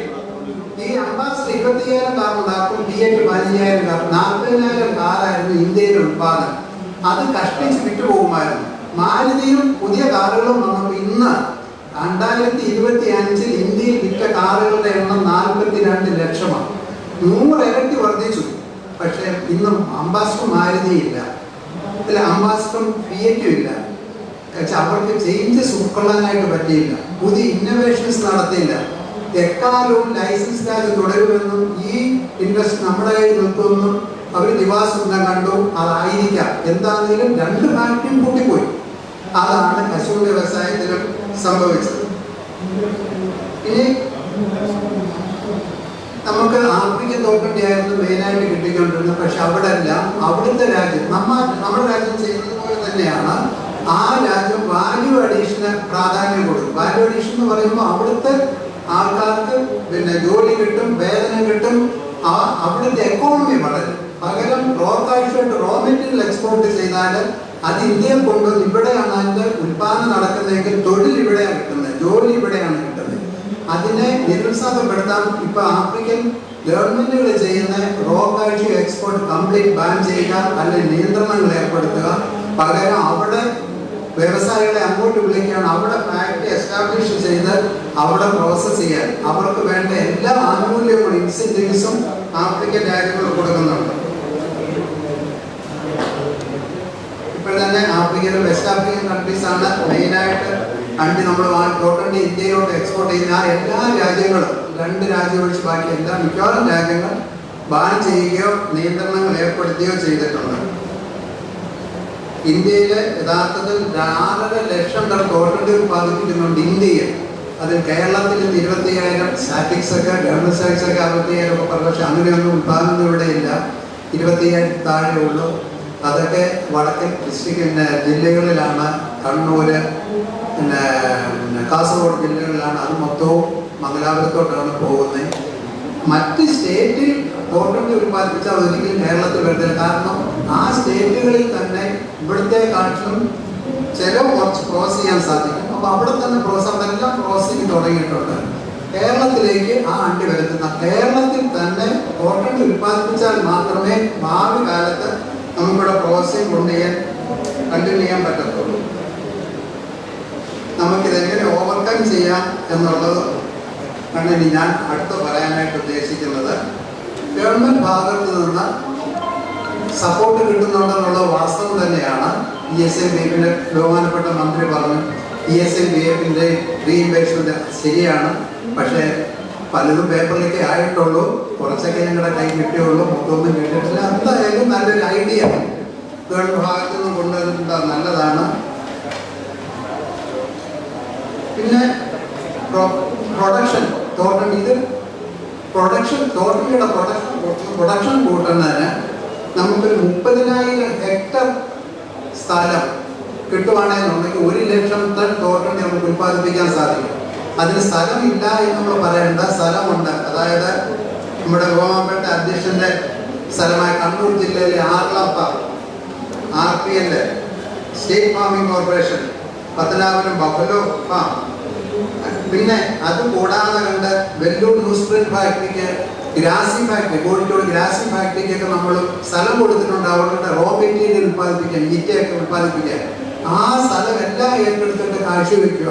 സോഷ്യൽ ഫോറസ്ട്രി ഈ സ്ഥലങ്ങൾ ഒരു അഗ്രസീവായ രീതിയിൽ പിന്നെ ഗവൺമെന്റ് ഭാഗത്ത് ഒരു ഇനിഷ്യേറ്റീവ് ഉണ്ടാക്കി ഇത്രയും ലാൻഡ് കണ്ടുപിടിച്ചിട്ട് അവിടെ എല്ലാം തോട്ടണ്ടി ഉത്പാദിപ്പിക്കുകയാണെങ്കിൽ 1 ലക്ഷം ടൺ തോട്ടണ്ടി നമുക്ക് ഉത്പാദിപ്പിക്കാൻ പറ്റും. നമുക്ക് കാർഷിക കേരളത്തെ വ്യവസായത്തെ ബാധിക്കാത്ത രീതിയിൽ പോകാനും പറ്റും. അപ്പോഴും ഒരു കാര്യം ചിന്തിക്കണം, അടഞ്ഞുപോയ എല്ലാ ഫാക്ടറിയും തുറക്കാനല്ല നമ്മൾ ശ്രമിക്കേണ്ടത്. നടക്കുന്ന ഫാക്ടറി കൃത്യമായും ഭംഗിയായും വെടിപ്പായി നടക്കാൻ വേണ്ട കാര്യങ്ങൾ, അതിന് മാത്രമേ 1 ലക്ഷം തികയത്തുള്ളൂ. ജോലിക്കാരുടെ കൃത്യമായി ശമ്പളം കൊടുക്കുന്ന ഫാക്ടറിയായിട്ട് ഒരു മോഡേൺ ഫാക്ടറി ആയിട്ട്, ഇത് കുടിൽ വ്യവസായമല്ല, മോഡേൺ ഫാക്ടറി ആയിട്ട് നടത്താനായിട്ട് സാധിക്കുന്ന രീതിയിലാണെങ്കിൽ തീർച്ചയായിട്ടും ഇതിനൊരു ശോഭനമായ ഭാവി എന്നൊന്നും പറയുന്നില്ലെങ്കിൽ ഇത് അടഞ്ഞു പോകില്ല. പക്ഷെ റോ മെറ്റീരിയൽ 1 ലക്ഷം ടൺ തോട്ടണ്ടി കേരളത്തിൽ ഉത്പാദിപ്പിക്കാൻ നാം സ്റ്റെപ്പ് എടുക്കണം. ഇനി ബഹുമാനപ്പെട്ട മേഴ്സിക്കുട്ടൻ മാഡം പറഞ്ഞ ഒരു കാര്യം കാർഷിക ബോർഡിൻ്റെത്, അതുകൂടെ പറഞ്ഞ് ഞാൻ നിർത്തേക്കാം. കാർഷിക ബോർഡ് ബഹുമാനപ്പെട്ട മേഴ്സിക്കുട്ടമ്മയുടെ മാഡത്തിൻ്റെ ഇനിഷ്യേറ്റീവ് വന്നതാണ്. അത് വന്നതോടെ പബ്ലിക് സെക്ടറിലെ പ്രൊക്യൂർമെൻറ്റും സെയിലും തീർച്ചയായിട്ടും 100% ട്രാൻസ്പെറൻ്റ് ആയി എന്നുള്ളത് വളരെ വാസ്തവമാണ്. ആർക്കും ഒരു ആക്ഷേപവും ഉന്നയിക്കാൻ ഒക്കാത്ത തരത്തിൽ കഴിഞ്ഞ ഈ ബോർഡ് വന്നതിന് ശേഷം എന്ത് ആക്ഷേപം വന്നിട്ട് അറിയില്ല, ഉണ്ടാക്കാൻ വരാത്ത രീതിയിൽ അത്ര ട്രാൻസ്പെറൻ്റ് ആയിട്ട് ആ ബോർഡ് നടക്കുന്നുണ്ട്. പക്ഷേ ഡയറക്റ്റ് പ്രൊക്യൂർമെൻറ്റിനെ പറ്റി പെരുമാൾപ്പെട്ട മുൻ മന്ത്രി പറഞ്ഞു, അതൊരിക്കലും നടക്കാത്തൊരു കാര്യമാണ്. കാരണം നാം ഇന്ത്യക്ക് പുറത്തോട്ട് വിദേശ നാണ്യം അയക്കണമെങ്കിൽ അതിനൊരു കോൺട്രാക്ട് വേണം. ആ കോൺട്രാക്ടിന് സപ്പോർട്ട് വെച്ച് മാത്രമേ ഇന്ത്യക്ക് പുറത്തോട്ട് ഫോറിൻ കറൻസി അയക്കാൻ പറ്റും. നാം ഡയറക്റ്റ് പ്രൊക്യൂർമെന്റ് എന്ന് പറയുമ്പോൾ നാം ഉദ്ദേശിക്കുന്നത് അവിടുത്തെ ചെറിയ ട്രേഡേഴ്സ്, അവിടുത്തെ കർഷകർ, ആഫ്രിക്കക്കാരുടെ നേരിട്ട് വാങ്ങിക്കാനാണ്. അവരുമായിട്ട് നമുക്ക് കോൺട്രാക്ട് വയ്ക്കാൻ പറ്റത്തില്ല. അവർ ചെറിയ പാവങ്ങളാണ്.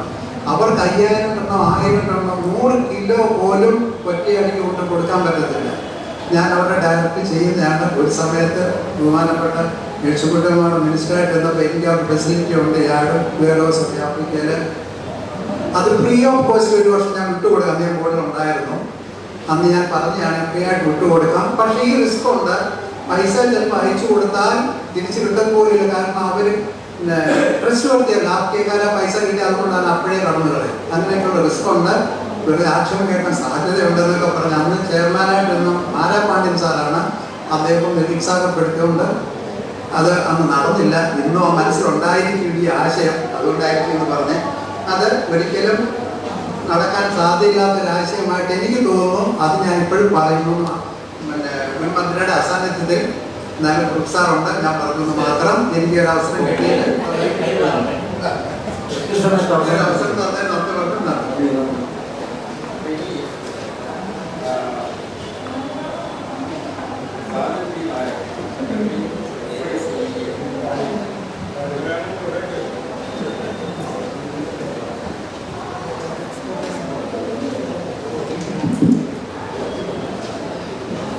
ഞാനൊരു ക്ഷമാപണത്തോട് തുടങ്ങാനാണ് വിചാരിക്കുന്നത്. എല്ലാവരും വളരെ നന്നായിട്ട് മലയാളത്തിലാണ് സംസാരിച്ചത്. ഞാൻ ഇംഗ്ലീഷിലാണ് പ്രിപ്പയർ ചെയ്തത്. പെട്ടെന്ന് മലയാളത്തിലേക്ക് മാറാനുള്ള അത്രത്തോളം എക്സ്പെർട്ടീസ് എനിക്കില്ലാതെ, അദ്ദേഹം ക്ഷമിക്കണം. ഞാൻ റെപ്രസെൻറ്റ് ചെയ്യുന്നത് കോയർ എക്സ്പോർട്ടർമാരുടെ മേഖലയാണ്. അപ്പോൾ അതുകൊണ്ട് ഞാൻ എൻ്റെ പ്രസൻറ്റേഷൻ എല്ലാം തന്നെ കോയർ എക്സ്പോർട്ടർമാരുടെ മേഖലയിൽ നിന്ന് മാത്രമാണ് ഞാൻ സംസാരിക്കാൻ ഉദ്ദേശിക്കുന്നത്. ആ ഒരു പരിമിതി ആയിട്ടുള്ളിൽ തന്നെയാണ്. Dear friends, at the outset we place on record our sincere appreciation to the AKT Center of Research and Studies for organizing the 5th edition of the International Congress on Kerala Studies. We feel greatly honored to be invited for the same and to participate in the discourse within this seminar.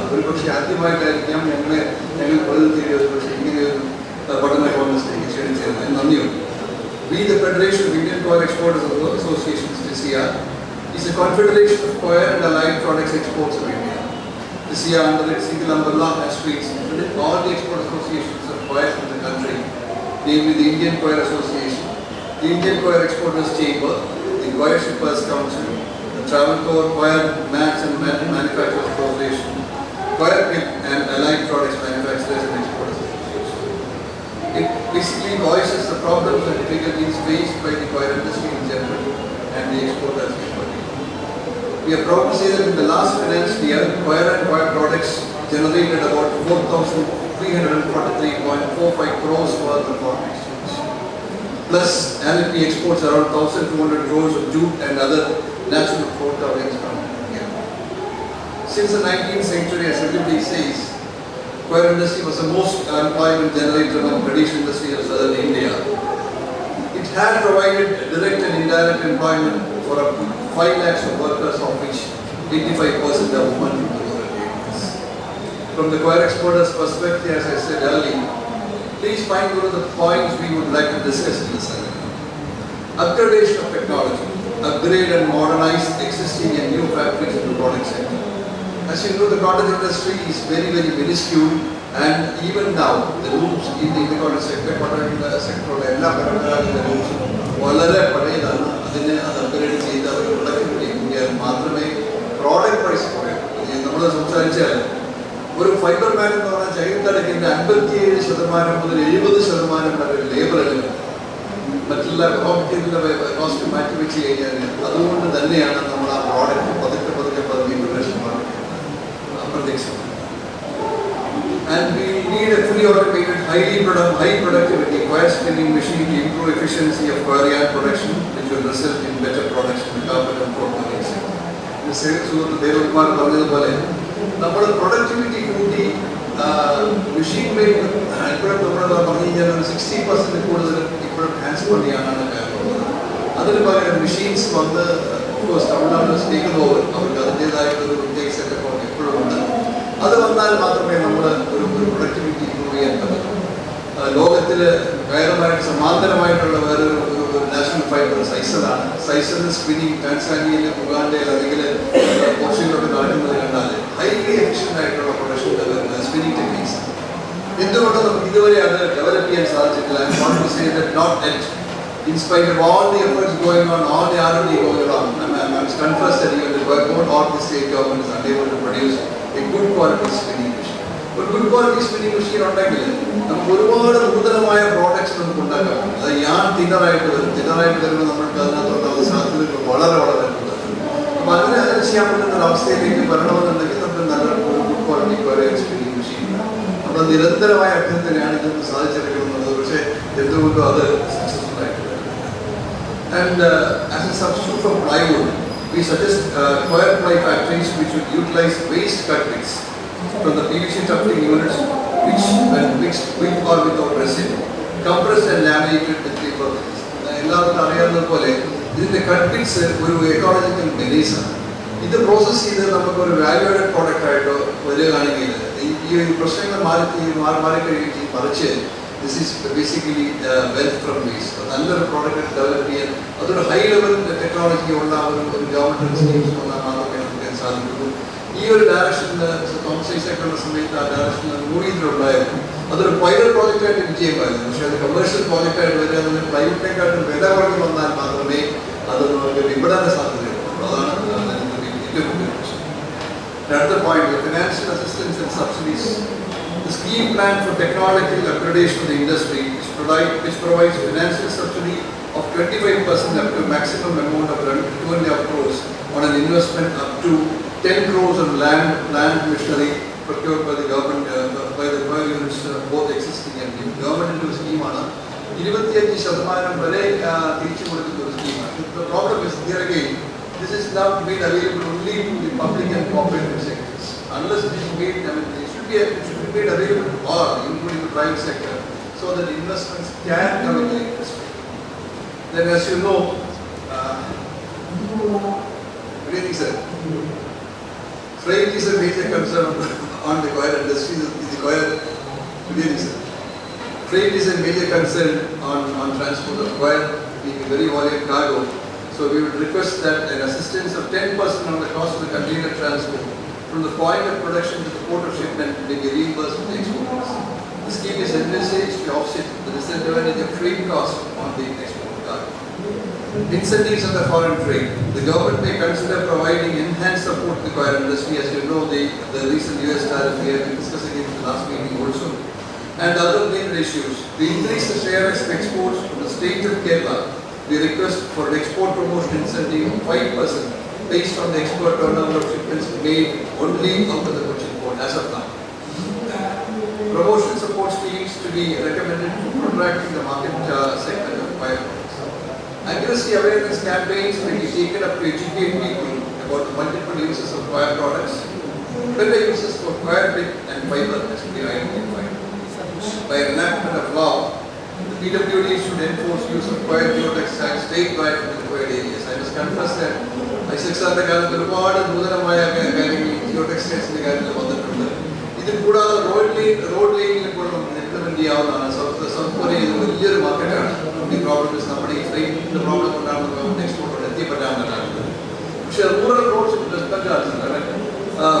they have implemented this in the geotextiles. Measures to be implied for augmenting the visibility of coir products. Branding and promotion to enhance advantage of 100% natural eco-friendly product. Proper branding and promotion of coir products in the domestic and overseas market has to be taken up by the government of India. Modern advertising and promotion techniques have to be made in this direction. Another opportunity which we have, the state of Kerala, fondly called as a God's own country, and tourism promoted as the future of the state, coir being a naturally eco-friendly product crafted by the product sector, promoted along, we have great opportunities. Recommendations on the organization and structural functional changes to be adopted by the government and the departments. A Kerala coir commodity board will be planned by the government of Kerala like the cashew board. With the participation of all stakeholders, so that planning and implementation of the various projects and schemes can be better monitored. As you know, with the changing scenario of the coir board is shifting. The central government is shifting their focus into the Tamil Nadu, and many of the chairmen from coir board were from Kerala and now are from Tamil Nadu. And even the state of Tamil Nadu has already taken this direction or already formulating a coir community board in Tamil Nadu. To rationalize welfare measures of the coir industry tuned with other trees in the season in Kerala, the payment of the Bonus Act has been brought under the purview of the Bonus Act 1967. From the recent inquiries and export sector reviews, we find that there is a large potential of developing many handmade and handcrafted articles made out of natural fibers such as coir, jute, seagrass, sisal, cotton and other man-made fibers. Global retailers like IKEA are looking for huge volumes of such products. We are very confident that if we can employ women of Kerala at a very reasonable wage, with their inherent talent, skills and creativity, we will be able to produce a wide array of such products at very compelling prices. We thank the government for constituting the export committee on coir, and the report is already there. We would request that the government, that the export committee report be implemented also. Due consideration will be given to these aspects in the discussions, which will bring in more employment and drastic change in the manufacturing sector of the industry, availability in the export sector.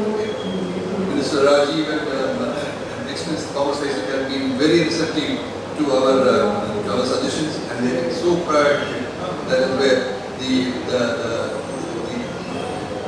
coir industry is still progressing and doing well.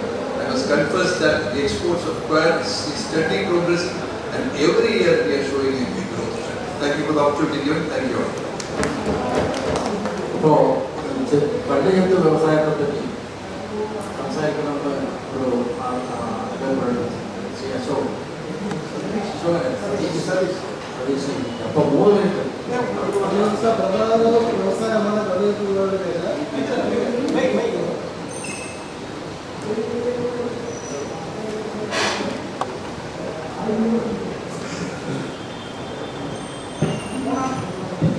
ഒരു പരമ്പരാഗത വ്യവസായമാണ് കള്ളുചെപ്പ് തൊഴിലാളി മേഖല.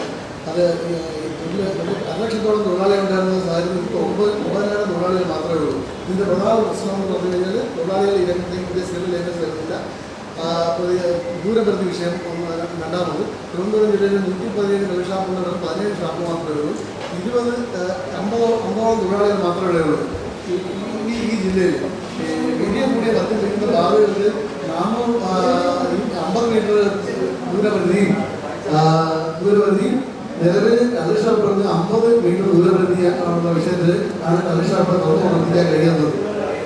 അത് നമ്മുടെ ഈ വ്യവസായത്തിന് വളരെയധികം പ്രതിസന്ധി സൃഷ്ടിക്കുന്നുണ്ട്. തിരുവനന്തപുരം ജില്ലയിലെ കായംകുളം വരെ ഇപ്പോൾ ഈ വ്യവസായ പ്രതിസന്ധി ഷാപ്പുകൾ നിലവിൽ ആണെന്നുകൊണ്ടിരിക്കുന്ന സാഹചര്യമുള്ളത്. അതിനാൽ ഈ പ്രതിസന്ധി അവസാനിപ്പിക്കുന്നതിന് വേണ്ടി ഈ തൊഴിലുറപ്പിന്റെ കീഴിലുള്ള വിഷയമായിട്ട് അവിടെ അവതരിപ്പിക്കാൻ പറ്റുന്നില്ല.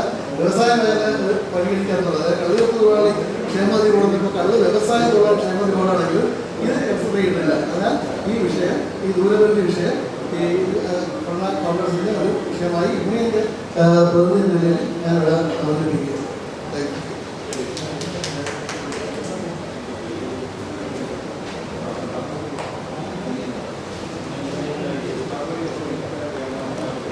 ഇവിടെ ഒന്ന് രണ്ട് അഭിപ്രായങ്ങൾ എഴുതി കിട്ടിയിട്ടുണ്ട്. അതിവിടെ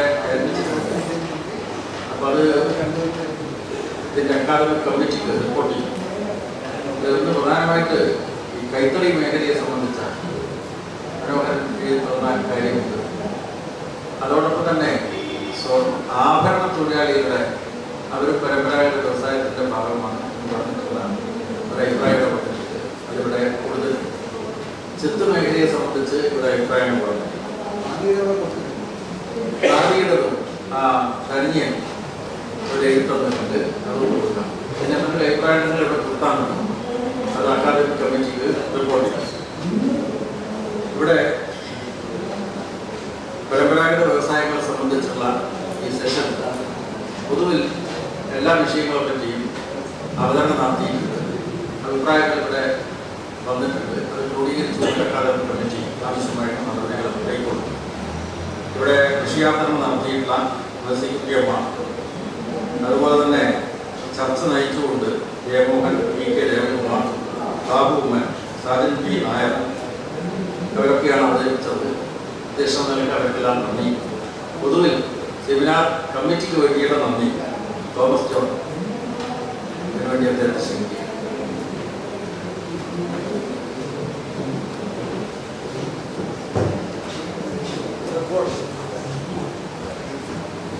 പഠന ഗവേഷണ കേന്ദ്രത്തിന്റെ ആഭിമുഖ്യത്തിൽ നമ്മുടെ പരമ്പരാഗത വ്യവസായങ്ങൾക്ക് വേണ്ടി നടത്തിയ ഈ സെമിനാർ അധ്യക്ഷത വഹിച്ച നമ്മുടെ ഖാദി ബോർഡ് ചെയർമാൻ കൂടിയായിട്ടുള്ള വൈസ് ചെയർമാൻ കൂടിയായിട്ടുള്ള ജയരാജ് സാറിന്റെ നമ്മുടെ സെമിനാർ കമ്മിറ്റിയുടെ പേരിൽ നന്ദി രേഖപ്പെടുത്തുന്നു. ഈ സെമിനാറിൽ പങ്കെടുത്ത കയർ fed chairman T K Devakumar X-M-L-A, അതുപോലെ തന്നെ കാഷ്യൂ കോർപ്പറേഷന്റെ ചെയർമാനായിട്ടുള്ള സർ ജയമോഹൻ സാർ, നമ്മുടെ കൊല്ലം ജില്ലയിലെ പ്രമുഖ കശുവണ്ടി വ്യവസായിയായിട്ടുള്ള Shri Babu Oommen, federation of Indian export അസോസിയേഷന്റെ സെക്രട്ടറി ആയിട്ടുള്ള സാജൻ ബി നായർ തുടങ്ങി, അതുപോലെ തന്നെ നമ്മുടെ ഈ യോഗം, നമ്മുടെ ഈ സെമിനാർ ഉദ്ഘാടനം ചെയ്ത ബഹുമാനപ്പെട്ട വ്യവസായം കയർ നിയമ വകുപ്പ് മന്ത്രി ശ്രീ പി രാജീവ് അവർ, വിഷയം അവതരിപ്പിച്ച ശ്രീമതി മേഴ്സിക്കുട്ടിയമ്മ എക്സ്-എം-എൽ-എ, അതുപോലെ ഇവിടെ പങ്കെടുത്ത മുഴുവൻ ആളുകൾക്കും സെമിനാർ കമ്മിറ്റിയുടെ പേരിൽ നന്ദി രേഖപ്പെടുത്തുന്നു. അതുപോലെ ഇവിടെ നമ്മുടെ റാപ്പൂട്ടിയന്മാർ രണ്ടുപേരുണ്ട്, സാങ്കേതിക സഹായം തന്നവരുണ്ട്, അതുപോലെ സ്റ്റേജ്, വേദി തുടങ്ങിയ എല്ലാം അറേഞ്ച് ചെയ്ത് തന്നിട്ടുള്ള എല്ലാവർക്കുള്ള നന്ദി.